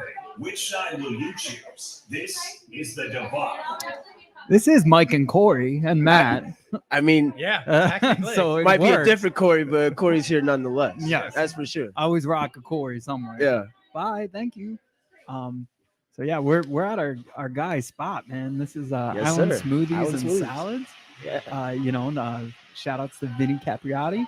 Shout out to Vinny, man. Bringing us all together, like literally, like Absolutely. Yeah, If it wasn't so- for Vinny, we wouldn't know each other. know each other. And that's a blessing in itself. Yeah. Vinny's an amazing guy, always giving to the community, always has somebody else in mind other than himself. And he's a great guy. And he's been a great friend since I met him a little over a year ago. Yeah. And That noise you hear is not a jackhammer. It is the smoothie machine. So That's Oh, yeah. money going into the register every time you hear that. Some good smoothies too, man. Both sides are going crazy right now. The wings and, Oh, and yeah. the smoothies right now. So it's I just pretty got good. me some buffalo wings, boy. Whew. Payne had the garlic ones. They're delicious, dude. Garlic parm is crazy. Unbelievable. Crazy bag. So you know what else is unbelievable? Mm. That the Knicks are in the postseason and going Not deep. just the postseason. Yeah. Past the first round. of the Yeah, it's postseason. I mean, unreal. Yeah. like Mike, I have only seen this once in my entire lifetime. Yeah. Like that's how crazy this is. Yeah. And I was 12 years old. The Carmelo Anthony Knicks. Mm. And even then, they didn't get very far past that. Obviously, succumbing to the Miami Heat. But this is different. The vibes are different. The energy in the city is different. And exciting. New York is here, man. Everybody's are ready. climbing. Every New York team is here. It's nuts. In case you haven't noticed, there's not Yeah. one bad New York team. That's New York fair. sports is That's absolutely fair. back. You could argue if Barkley and the Giants don't get their act together, that could be a bad team. No. You know? No, I'm no. not saying it. No. No. The Will you Giants agree to may say be- crepes? The Giants may be the worst team in New York. I but know. They still made the playoffs. Yeah, that's fair. Like it's crazy. Everybody in New York. The Nets is are the thriving. worst team in New York. Now they are, which is The crazy. Nets are the worst team in New York. Clearly. Yeah. Also, like, look at the Sixers and their roadmap now.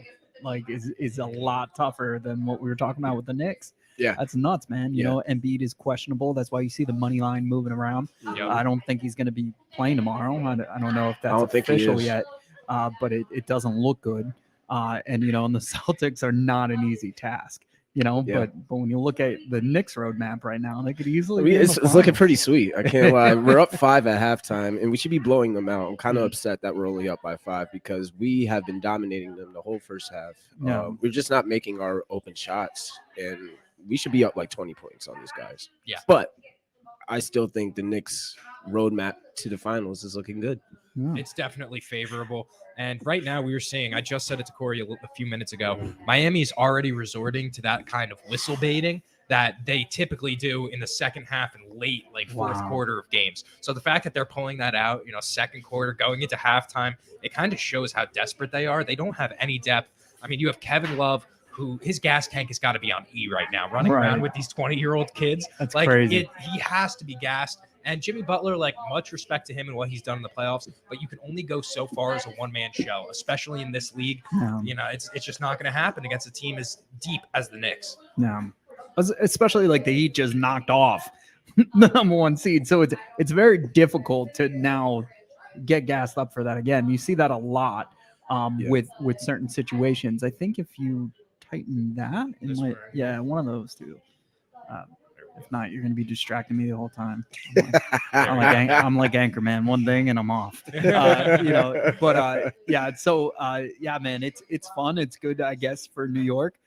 Philly's having a blast too, for sure. I'm going to be live at the Bankroll in Philly with Fox Sports and Q102 this Wednesday for Game 2. Nice. So we're hoping that, you know, it's a good series over there too.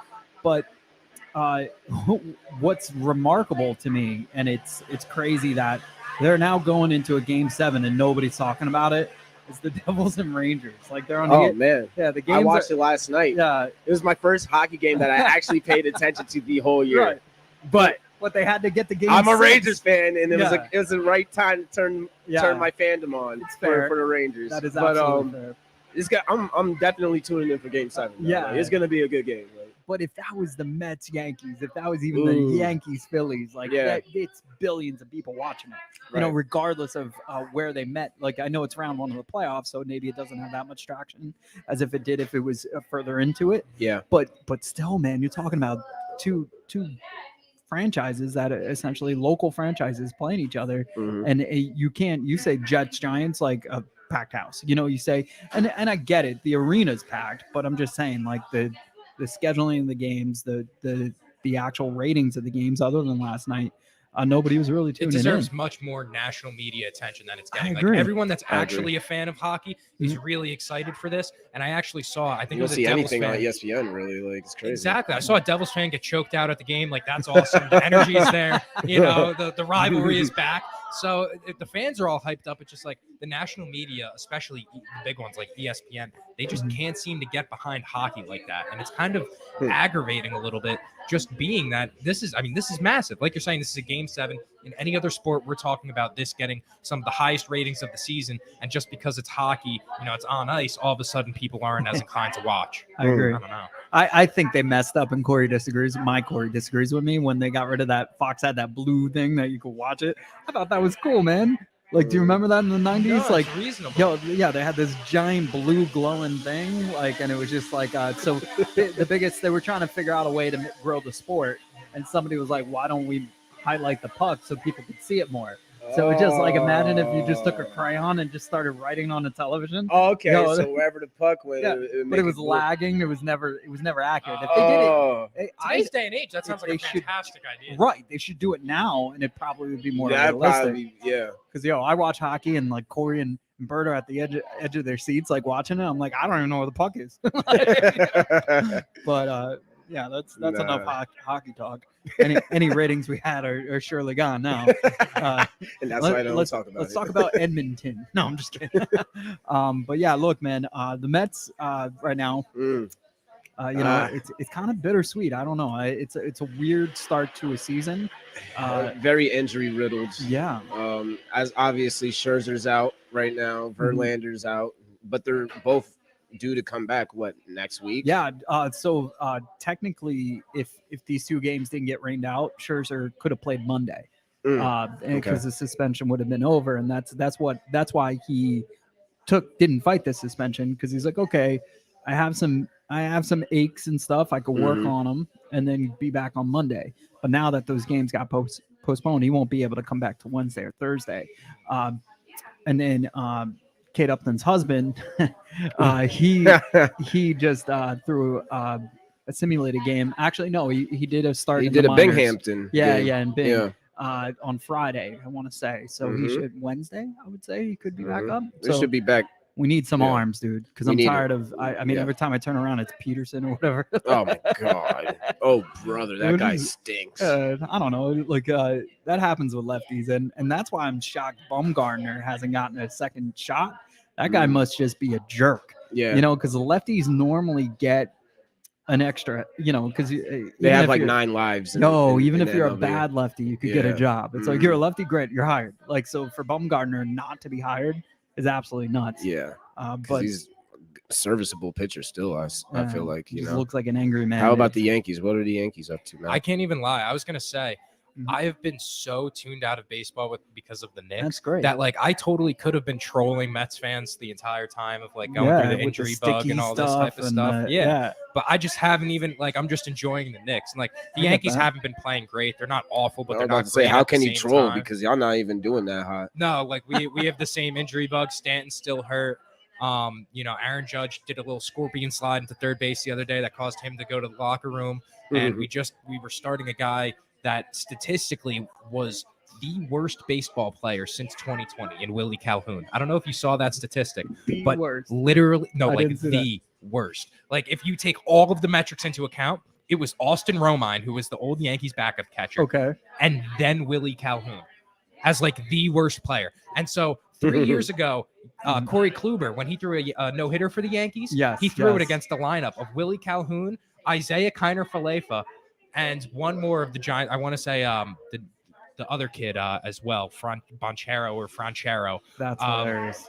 Threw a no-hitter against those guys. So apparently Cashman saw enough that day to be like, wow, I need them on the squad. I need all these guys. We just shut them down. Like, I need 3 of those players. Yeah, that was in Texas too, right? Yeah. Cordero. Cordero. Yeah. I mean, it's just like, what are we doing? Yeah. What are we doing here? I've never liked Aaron Boone, so I wouldn't be surprised if the Yankees continue to skid into the late summer. That if he's on the hot seat, I've never been a big fan of his. Who's hurt on the Yankees right now? Who's hurt? Yeah, Judge, Stanton,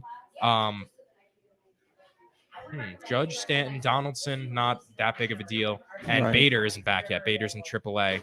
Still with his oblique, and the pitching, half of our pitching staff as well. Yeah, I was gonna say, and I also feel like they never fix. That's always an issue. Starting pitching is always an issue. It's never, 1, 2, and then 3, 4, 5 are questionable, and they never fix that need. Whereas, I appreciate the Mets because normally, we have a lot of pitching depth.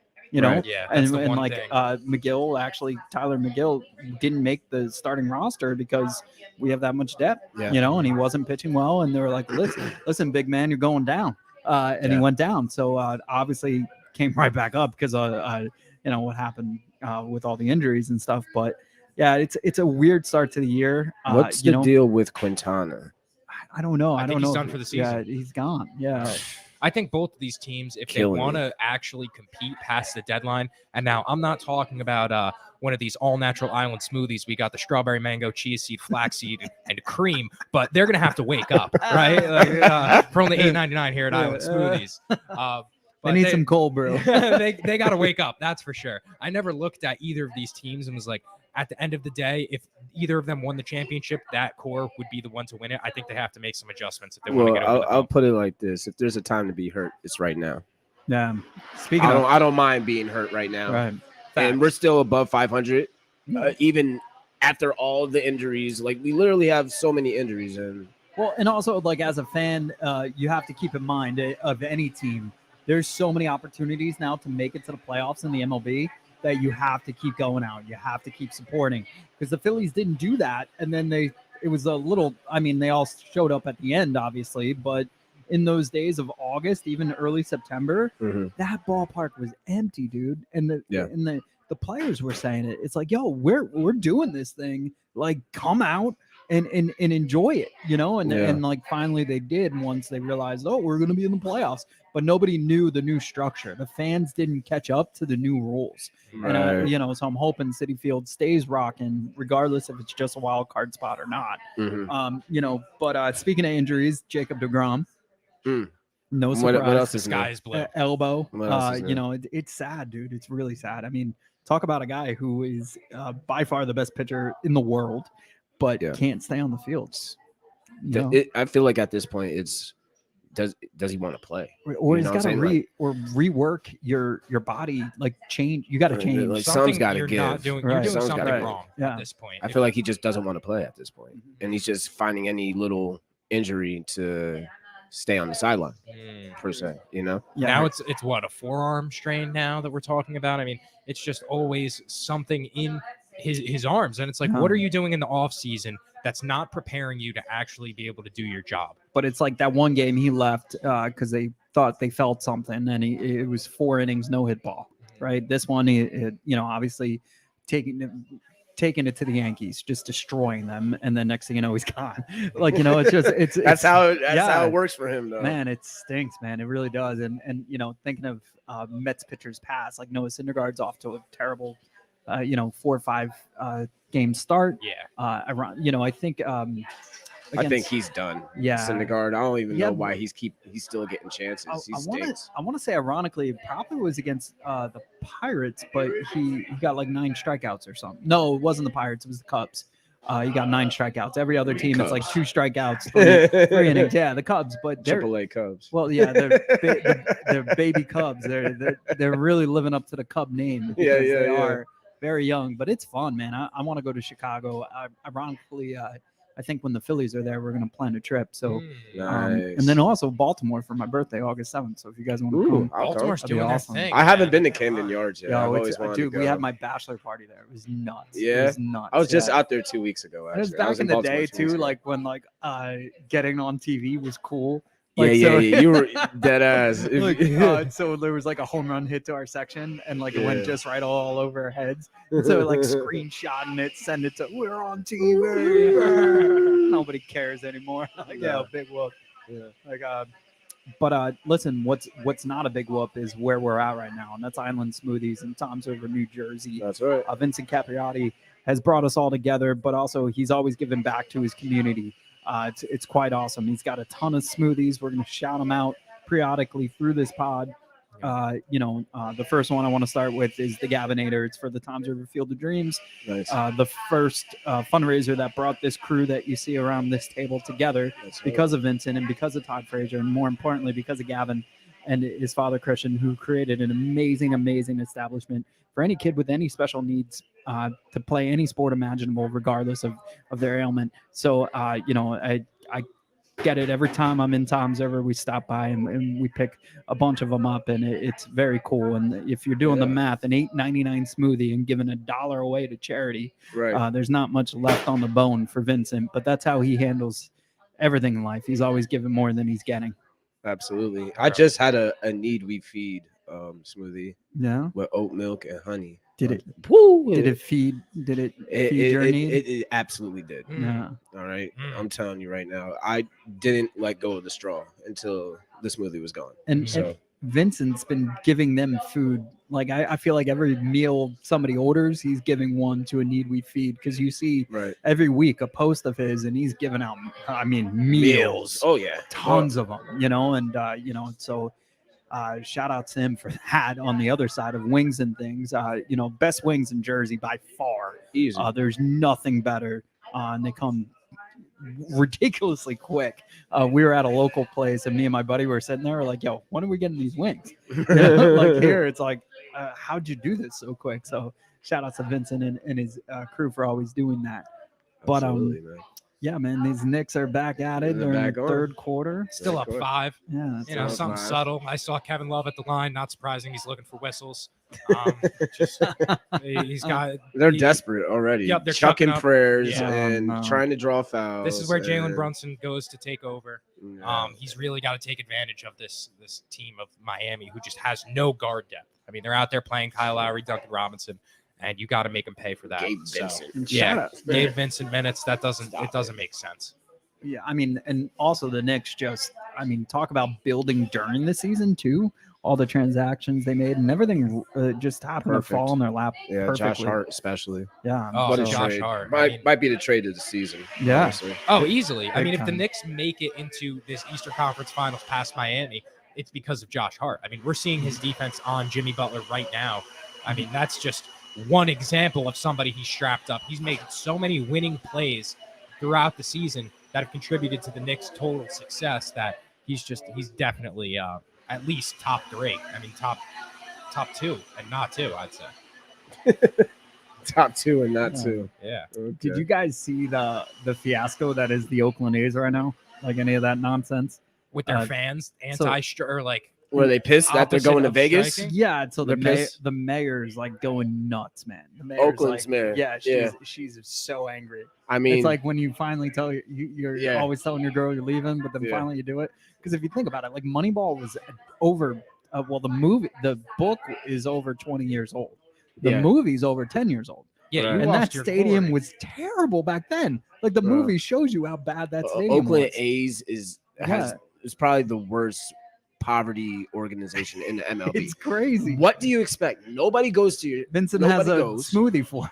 Literally nobody goes to the games. Yeah. Like it's empty. Every game I've ever seen on TV, it's disgusting. empty. The stadium is terrible. Mhm. They're so low budget. Coliseum, Nobody you can. Did you see the opossum or whatever you call Was it? there There's a an possum running in- around on in the in field. the SNY booth?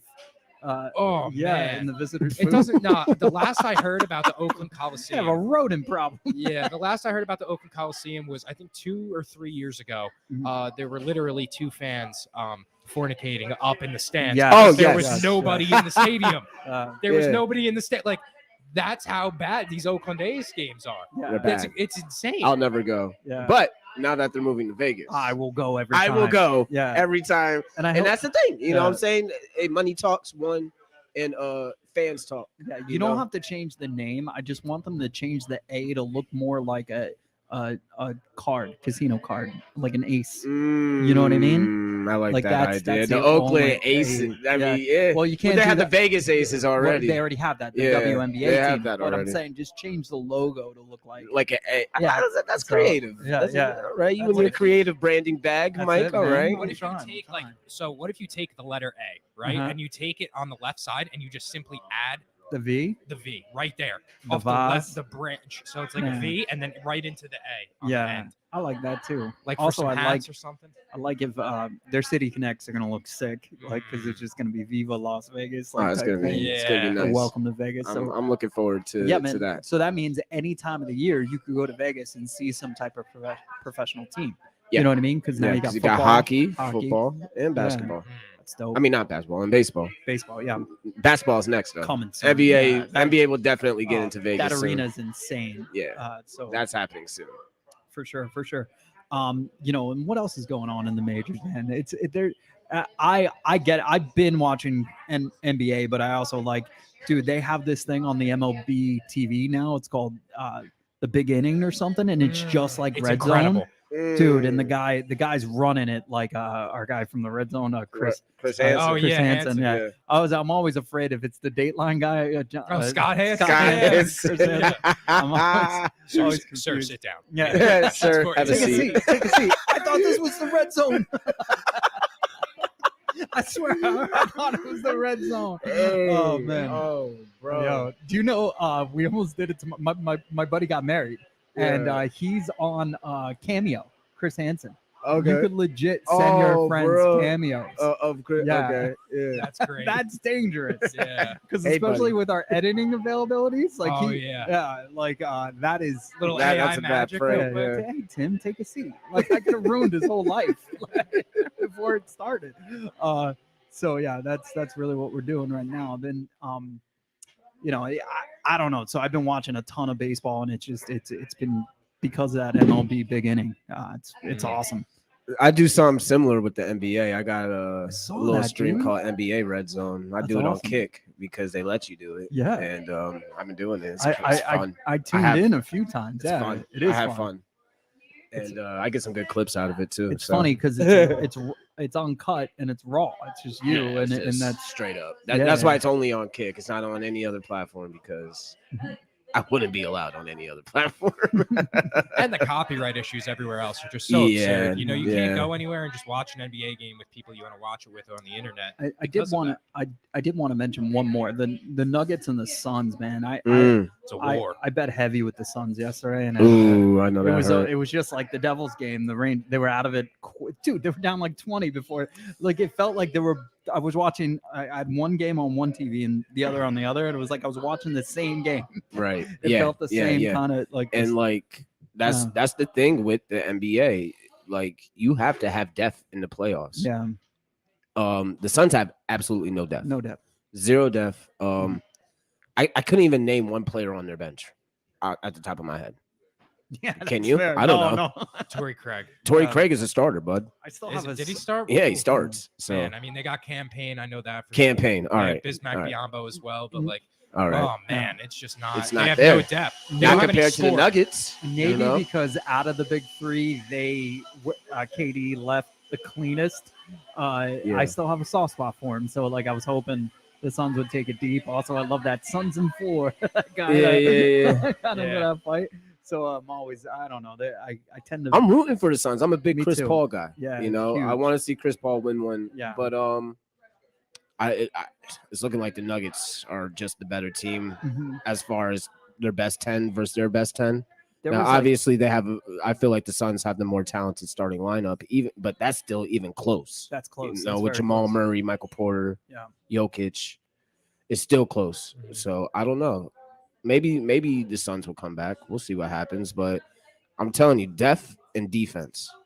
That's the two things the New York Knicks have. Bro, these Kevin Love Mickey Mouse shots are getting so annoying, dog. Oh, we're losing. This is terrible. Oh no. Yeah.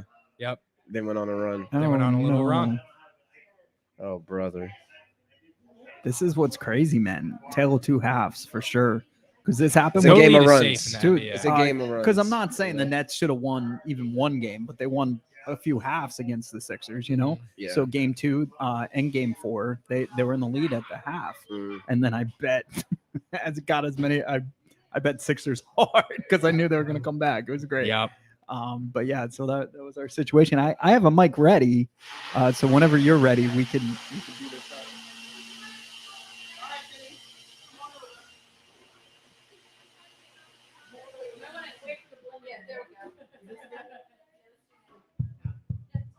Hello. All right.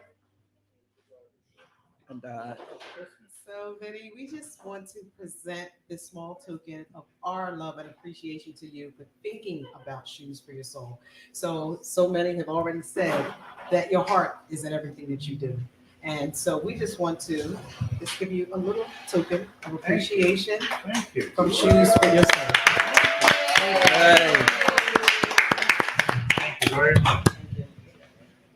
oh, Thank you. Very nice. Thank you. Very nice. Appreciate you guys. Shoes for your soul. Try their smoothie today. Shoes for your soul. Yeah, and again, Vinny keeps finding these amazing charities and foundations, and he just keeps giving back. So that again, that's why we're here today. It wasn't,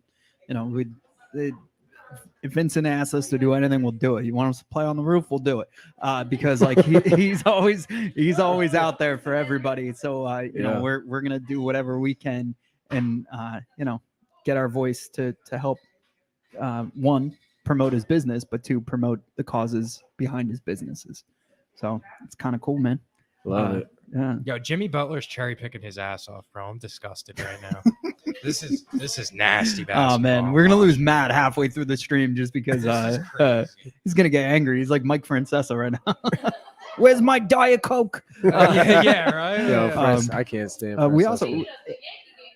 Oh. Yankee game started.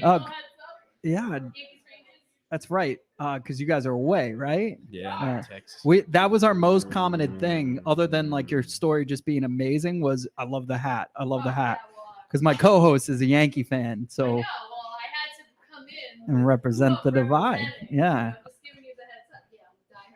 I love it. I love it.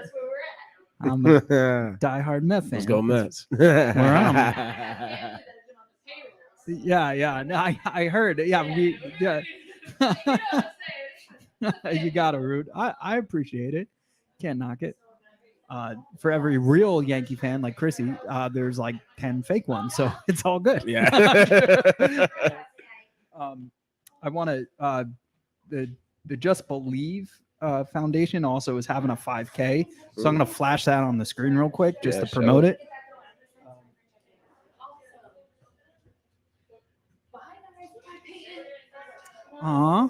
See you later. So if you don't know, my daughter's been running around here. She thinks she works here. She really does. She probably does. I don't know. Vincent might put her on the payroll. Yeah. She's definitely working here. So yeah, she's throwing her thumbs up to the thing. But yeah, so if you can check out this 5K, if you're local to Tom's River, go out and run. What's that, like 3.5 and donate money.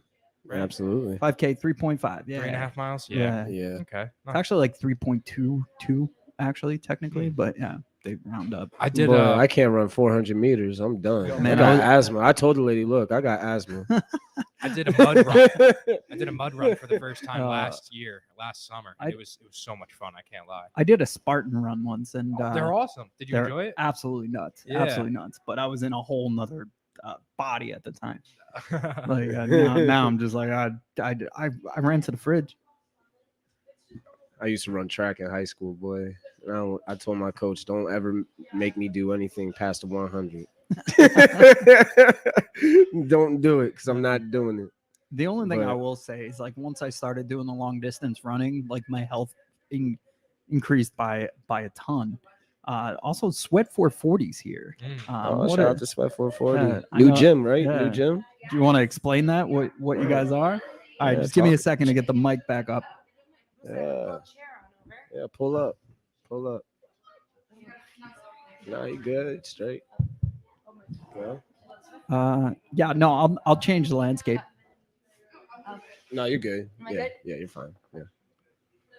All right. So you're new to the town, right? This is a new business, or? So we are the very first here in New Jersey to begin with, but we just opened 2.5 weeks ago. We are Sweat 440.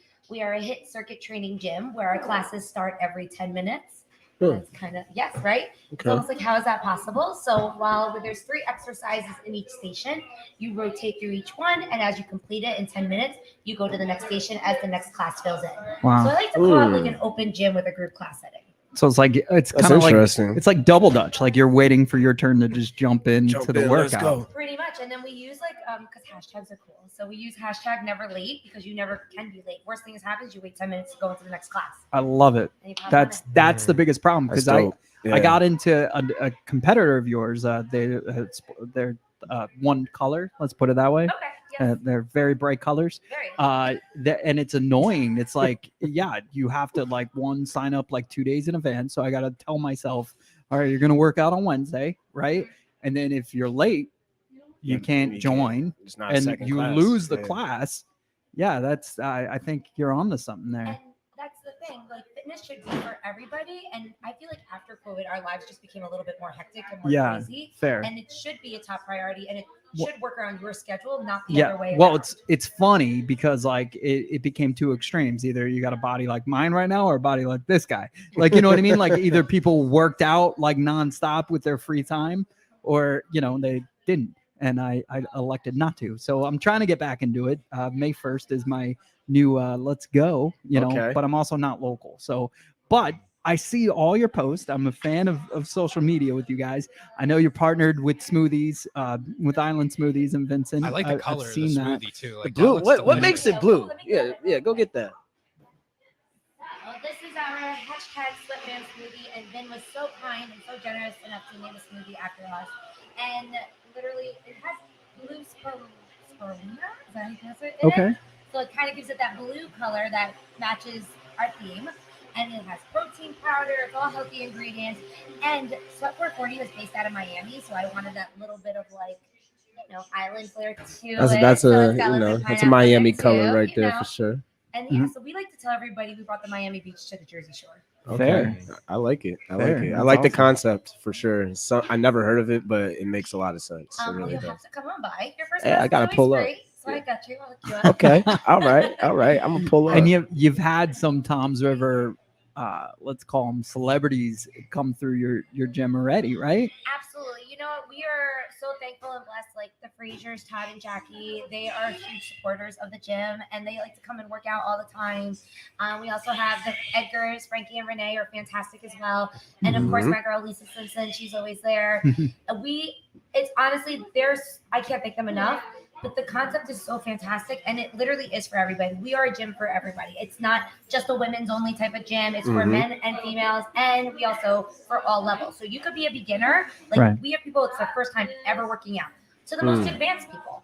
And it's for all ages too. So we have students as well as we have this one client. Her name is Pamela. She's a rock star. I just posted a video of her because she was fantastic. 71 years old. It comes every day. Wow. And literally, we cater to everybody, and everybody has the same fun experience. That's cool. And are That's you dope. using like free weights? What's each station is? We have I'm sorry, I didn't mean to cut you off. No, A you're fine.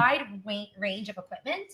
So we do have battle ropes, plates, ski urges, rowers, bikes. We do have 2 dumbbell rack stations, soon to be 3. And they range from 5 pounds all the way up to 50. So Okay. it's a wide range for everybody. And same with our kettlebells. They go from 15 all the way to 60. So again, you could be the beginner all the way to advanced. Sandbags. And that's just probably just to name a few. So you do circuits like a full training session. How many different exercises do you put your clients through? So the layout goes where you're in each station for 10 minutes. There's 3 exercises. Right. Depending on the type of day, you'll either do 45 seconds of work, 15-second rest, or 40 seconds of work, 20-second of rest. So after you complete that, you rotate to the next exercise. You do 3 laps, 1 set at each time. So you're hitting a total of 9. Wow. And then you have a minute to transfer to the next station. Okay. You'll be thankful for that minute. After. Yeah. I need all 60 seconds. I got Because with the other guys, like, yeah, you definitely like, all right, now we rest. You're like, thank God. It's like eating So I pull out that inhaler real quick on them. You know what I'm saying? But no, it's great. And it's all of our workouts are pre-programmed a month in advance, which is fantastic. So we always know what's going to happen. And they do it strategically. So you don't fatigue one muscle and then you can't do the next day. You literally can hop into the next. Well, I'm looking forward to the Mo Sports Sweat 440 collab Instagram posting. We got to do that. We got to do that. You got to do it. Absolutely. See if he makes it through. Yeah. Yeah, let me do a Ambulance will full be circuit standing and see if by. I can make Got you. nebulizers on standby. Don't worry, all my coaches are certified and trained and should be able to just in case. All No, right. I'm just messing. I'm in you shape. can I'm work fit. out. I work It'll out. be all right. I work out. I can I make it work through. I can make out. it through. I work out. But Thanks oh, for having awesome. me on, guys. Yeah, Oh absolutely. yeah, of course. Thanks for coming on, man. Thank you. And see you guys all at the gym soon. Yeah. Yes. You'll see us soon for Oh, sure. so thank you. Thanks. All right. Have a good one. Wow. How you doing, buddy? We were down 2. And then they hit a 3, and I think we're down 5, and then my stream crashed. I I'm all think over it's for the place best. now. Yeah. Yeah, this is Uh-huh. horrible. I'm stressed. I'm anxious. I know the feeling, man. It's tough, dude. I mean, Mets playoffs was that was brutal. Yeah, like I can't imagine like the Dark Knight game, like that type of Mets Oh, my playoffs, like God. the feeling. You know what I mean? No, well, funny story was we actually had tickets to that game. We're in Florida, so we couldn't go. With the Padres Mets? Yeah. Oh no. The Matt Harvey 9th inning. I want to pitch like give me the ball, coach.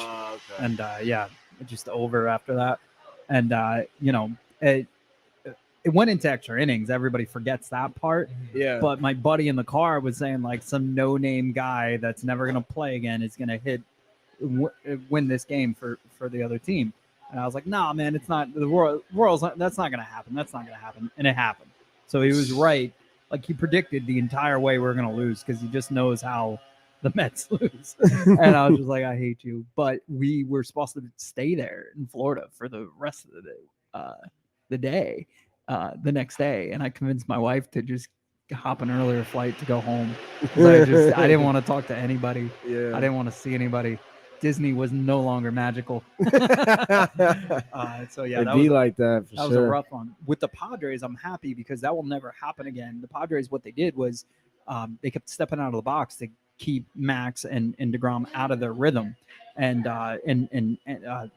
any pitcher for that matter. But one, it made the game unreasonably long.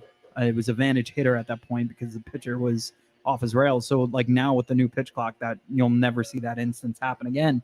And then the next series, they didn't get away with it when they faced, I want to say the Padres faced the Phillies, and they didn't get away with it because now the umpires were yelling at them to get back in the box.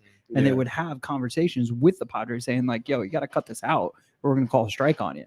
Like, so, it was bittersweet for sure. Well, that it won't happen again, like you said, because of the new pitch clock. Yeah. And good. That's it, yeah. Max Scherzer's been working yeah. that pitch clock. But now, pretty fantastically. Fernando Tatis is back with the Padres. So Him, Padres are Soto, gonna, what was it? Him, Soto, and, Bogarts, and Machado yo, all it's hit a home run the insane. other day, Yeah. and they won. Like, what? You know what's crazy about the MLB is like it's still like all the good teams are like 500 right now. Yeah. Like, the Astros aren't even 500. No, I'm sure the Dodgers are not are not looking good. The only real good team from last year to this year are obviously the Braves. Mhm. But all the good teams are hurt right now. Yeah. So Braves sold their that's soul. why I'm not stressing about the Mets the being Pirates 15 and 12. Yeah. I'm not worried about it. And the Pirates are doing like first team to 20. like the Rays, Pittsburgh and, Pirates. yeah, come on. Nobody had that. No, I bet you there's not a bookie in the world that had that listed as first to 20. So, there's a lot of weirdness going on in MLB for sure. But then also, like, I was thinking about this the other day. Like, when you look at the entire landscape of everything, whether it's like pitch clock or, the pickoff move, the Mets for the first time, they had their third pickoff attempt, and it was considered a balk because after the third, if you don't get the guy out, he gets second. But it's you're not going to see many, like, pitchers are going to have to change their health, their diets. The bigger guys are having issues, and their ERAs are through the roof because of it. Lance It's become, exactly. It was almost Cy Young last year. Yeah, and he's huffing and puffing because he It's can't. He can't he's keep not up. ready. Yeah. It's nuts, man. So the whole, Definitely a thing of conditioning as well. The whole game is changing. Shout outs to Fernando Tatis too. Like, granted, you got caught with steroids when the Cubs were giving him it from the bleachers. They started. You did steroid chant. He just started dancing. Yeah. So like, great, man. Embrace it. Like, whatever. Like, I don't know. It's weird. Like, because like with Brady, like nobody talks about the cheating scandals anymore. I mean, unless they're trying to argue that he's not good, right? So I feel like baseball like tends to talk about the cheating a little too much. So like, I would like if we just got past it. But I kind of want. I've been thinking about it. When I have enough money to own a league, I want to come out with something. And now, everybody, don't get me wrong, you're gonna have to sign a waiver to join this league. Steroids, are totally Unlimited. legal. Like, I want to see how crazy we can make the human body could get. and then not only that, but we're using metal bats. Really, metal bats and with somebody's gonna steroids. die. let's come on. Let's Balls see are some going 600 feet. We're here for ratings, right? Like, are we not here for home runs? Like, that's why you go straight to a game. moon rockets. I'm coaching. I'm coaching softball, Peyton's team, right? And the one coach, we were talking about the different hitters, and some of these girls, it's 6, 7, and 8-year-old girls, and some of them can hit rockets. And he's like, oh, it's because their dad's got them composite bats, like $300 bats. I'm like, all right, cool. Like, so he's like, yeah, alloy bats are fine. They're so young that they shouldn't be doing that. So I'm playing against this coach, and his daughter's up, hits a bullet out to the outfield. I pick up the bat, and it's composite. And it's not only composite, like it's rubbed off the label, so you can't even see. Composite illegal? No, it's actually, like a shaved back. Yeah, you shave it down. Yeah. You shave down the inside metal wall, so when Mhm. it's really thin, it gives it more of a bounce. Off Yeah. the ball Yo. bounces off the bat further. So Is this like- allowed in Little yeah, League? No, So- what you do, you actually take it to somebody and they take the cap off the bat and then shave the inside, Inside. and then put the Oh. cap back on. And if you get Yeah. caught with it, it's You're talking big about trouble. 8-year-olds, man. Yeah, 8-year-old that's girls. crazy. Yo, but they- 8-year-old girls. Yo, dude. but they also so they have it's called the Blue Flame, and it's a pitching machine, but it's really a catapult. Like, so it's a spring-loaded machine. It's not electricity or anything. Okay. And it goes about like 40 feet from the plate, and it spits fire. It's like Yeah. 35 miles an hour. Mm. And like, so I was laughing because my nephew plays in Little League, and the coaches throw to him. I was like, dude, I would strike out your whole team with the Blue Flame. Meanwhile, these girls, Peyton the other day hit a double, so it's nuts, man. Interesting. Yeah, The lengths parents will go for yeah, the but now I'm children. gonna do it. Like, Yeah, that sounds like a I nice said- little bag Yeah, for when like- my daughter's of age. I might have to get her a nice shaved bat. Yeah, I couldn't believe it. Like, and the guy that was, it's always the guy that's complaining about the other parent doing it. And like I said, I picked up that bat. It was like I caught him. Like, Yeah, like gotcha. you're just like, I was like, oh, it ended up on our side of the dugout. There was I wasn't like checking the bat, Yeah. like it wasn't like one of those things where I was Yeah, Yeah, you were But- looking for it. yeah, but yeah, it happened but then before it's you in were my allowed. hand. I look at him. I look down at the bat. He knows I know. What's Yeah, I going know on. you know that I know. Right. So it's just it's intense, and the competitiveness. I'm the new coach of the league, and they sat there and they told me like, oh, don't worry, it's just all for fun, blah blah blah. Now I come to find that there's playoffs and it's seeding and stuff like that. So I was like, Oh yeah. yeah, because they'd be like, you want to go an extra inning? You're only supposed to play 3. I'm like, yeah, sure, why not? We end up losing that game. I was like, I don't care. The girls got more at bats. And then one day I'm just talking to another coach. He's like, you should care. That just cost you a win towards your seeding for the playoffs. It's like, what playoffs? I was like, the little girls. Like, there's playoffs. And then I reached out to the head guy, and he's like, yeah, there's playoffs. So I guess who's not playing for fun anymore? He got you. He got over on you. Yeah, he got me good. Come man. on, next inning. Come on, He knew- bud. Oh, dude, and he's like 3 feet tall. He's annoying. He's watching this. You're annoying. Sorry. Dude, he's like, it's just like, I'm gonna do Did you you a hear- solid. Like, all right. Did you hear about the rule that the Little League in one of the Little Leagues in New Jersey made that if you're a parent and you complain too much, then you will have to ump for 3 games in Yeah. order to come back and watch your we're- kid. Yeah, we're talking about this during the break with a few people in, Yeah, in yeah, the smoothie yeah. place, and it's crazy because it actually takes a lot to get to be able to be, verified to be an umpire in New Jersey. Oh, Yeah. I did it. So you did it? I did it. I used to umpire like until I was 19 years old. I How- would go how doing long like was travel it? baseball. That's all awesome. around here up until like I was 18, umpiring other 18U games. That's great. Yeah, it was actually a lot of fun and the pay was amazing. So I was like, I'm Okay. for it on the weekends. Like I would travel to North Jersey. I'd do 3 games Saturday, 3 games Sunday, and I'd walk away with like $500. That's And great. So it That's was great. definitely a vibe. But it takes a lot. And the thing is, like you're saying, I'm just thinking like there are so many times I've had people come to my car, like literally follow me and be like, yo, are you effing kidding me? You called that a strike? And I'm like, dog, like, Yeah. are we serious right now? Like I gotta there's It no gets way. intense. I'm Yeah. like, yo, this is 10U baseball. Right. Like I get it. These are like club teams or whatever, but we're talking Little League now. Like this is crazy. Yeah. The lengths that these parents go is just Yeah, it's too much. even with us, so we don't have umpires for 8U softball, Mm. and I wish we did to take the pressure off of me a little bit. Right, 'Cause, right. dude, it was You don't want pouring- to call a strike against your own kid. dude, Yeah. it's so bad, and then they get mad, especially if it's one of the kids that are on the travel teams and stuff like that, because it's I'm doing Rec U. Like you Yeah, get what yeah, you yeah. pay for. It's like Yeah. $40.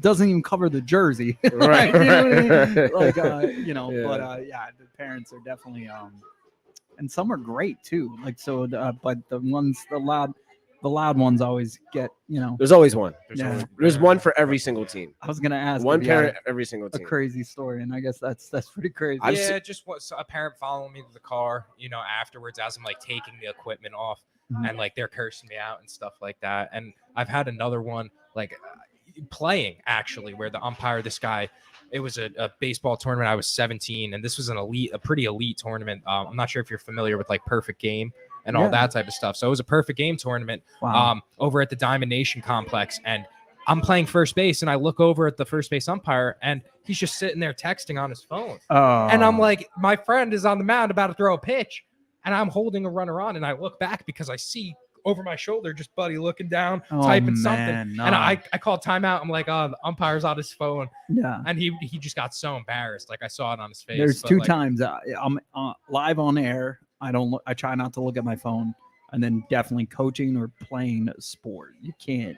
Yeah. Or umpiring, obviously. Like that's just silly. You're getting paid to do that. So, yeah, that's and that's got to be before like the world. Everybody now that's like common knowledge. that Yeah, everybody's on this their was phone. 2017. So I mean, yeah, like, no He was reason. an original. Yeah, I respect it phoner. though. Yeah, a boomer to be that, technologically advanced at that time. Like I tip great. my hat. That's great. For That's sure. great. But yeah, so we're at Island Smoothies right now. It's dude, the smoothies have been going smooth. But I just want to. And we got anything else? We talked about the Gavinator for the soul. You saw, gave Vinny an amazing gift, but really, they're giving out gifts. I mean, they're donating. I think she said earlier 10,000 shoes already and over 50,000 socks. That's Wow. That's amazing. To people in need. So that's awesome. Dine on Us. We all know that. They're active military men and women do not have that much money. Spoiler alert. Actually, they don't Right. even have that much money to provide for their families, whether it be meals or rent. And the guys that Dine on Us and girls that Dine on Us are out there raising money to give them once in a lifetime meal experiences and gift cards for everyday meals. A need we feed. We talked about that. Vet work, which is amazing. Anytime you're giving back to veterans or anybody who active or post active military, that's a really big deal. Absolutely. And of course, Ocean of Love, that's near and dear to Vinny's heart. And so all these smoothies we just named, $1 each one ordered goes to that charity a choice, and that's pretty freaking cool. Like I said, smoothies aren't cheap. No. Go buy yourself a juicer, go buy yourself and then go buy all the veggies that you need, and then see how quickly it Yeah. expires. Oh yeah, that and too. You'll see how easy it is to go out of business as opposed to stay in it. Yep. And then also to give $1 On top of all on that. top of that is Yeah. nuts. But we're gonna take a quick break. This might be the end of this. But if Vinny wants to talk, we might get him on the mic real quick and stuff like that. But yeah, this is Mike from The Divide, Matt and Corey from Most Sports. We're live at Island Smoothies. Yes, sir. And check them out in Tom's River, especially during the summer. If you're going to the Jersey Shore, Seaside, make that stop before you hit that bridge, man. You won't regret it. Yes, sir. That's for sure. All right.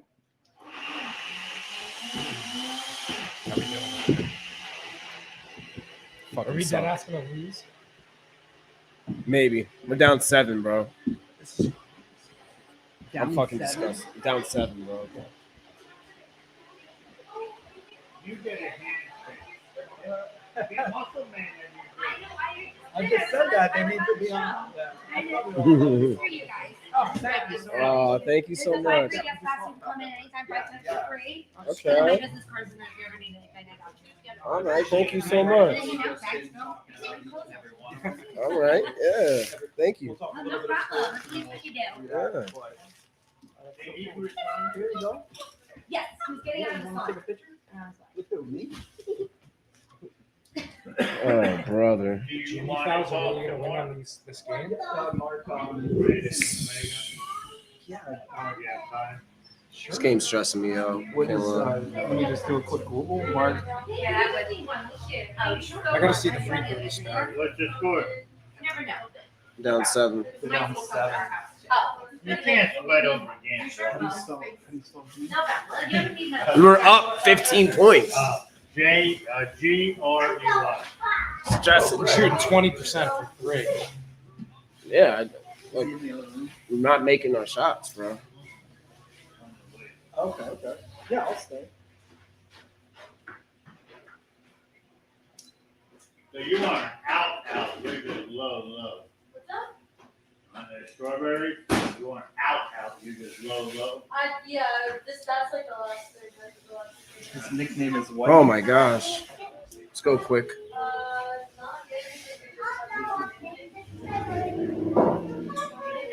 We gotta play defense, bro. Come on. I mean, we are playing defense for the most part. Come on. Let's go.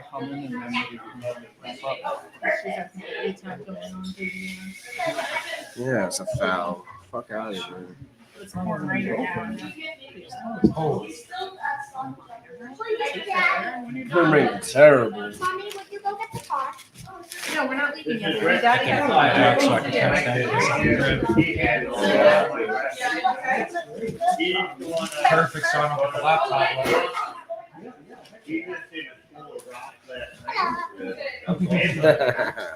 Very nice. Well, the thing was, I talked to And then Lowry's like, what? Mark last night. And then, Next time out, I'm out of here. Let's go, RJ. It's your day. It's your day, RJ. That's a bad shot. We're not getting the whistle. We can't be looking for it. We're not getting it. No way. You're talking about. What? Oh my God, bro. You're too young for ball. This, Don't get started now. I'm good. They're thinking about doing a music benefit at the arena. And I told them, I do a lot of entertainment. I work on bars, I do all that. I think we could probably put something together. That'd be pretty cool. I could get a headliner in there. I'll have to see what's available and what the costs are. Tony Brothers making these calls. Unbelievable. I know every band in New Jersey. I mean, yeah, also, summertime. Jersey gang. I do, I put a ton more back. All right, Mike, we're gonna head out, my boy. Set you over that press case. yeah, I'm going to take a look. That's awesome. Finally have you guys put it on here.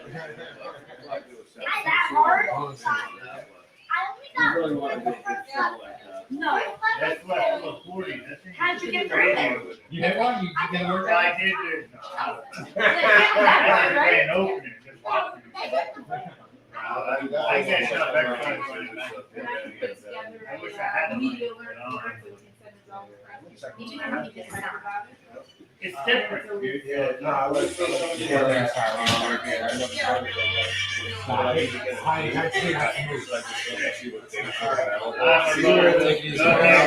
I'll root for the Knicks until they play the Sixers. Yeah.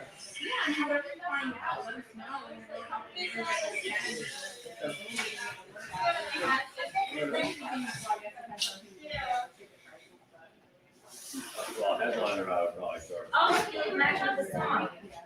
Oh my goodness. And I don't know, that was pretty hard. Yeah, maybe 20.